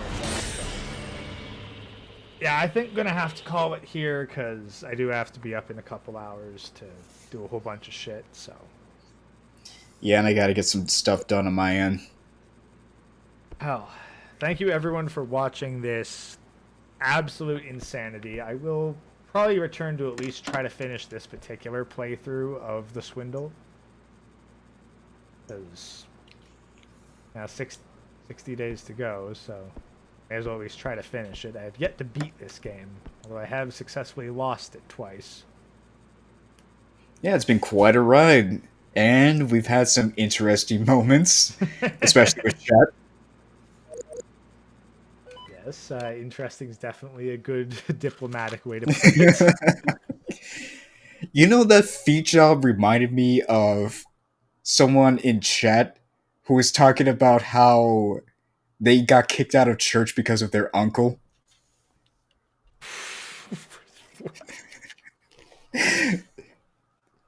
No, that's not even the icing on the cake. He put a smirking emoji at the end of the sentence.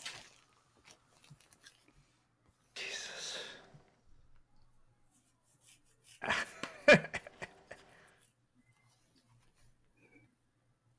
Oh, God. Well, I'm going to play us out. Thank you, everyone, for stopping by. This has been The Grey Ghost with BlackLocus. And y'all have a good night. Probably try to have another one of these streams later and talk about some additional art bullshit.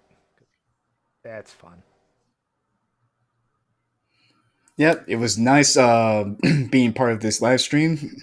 Hope you guys have a good night. Peace out, everyone.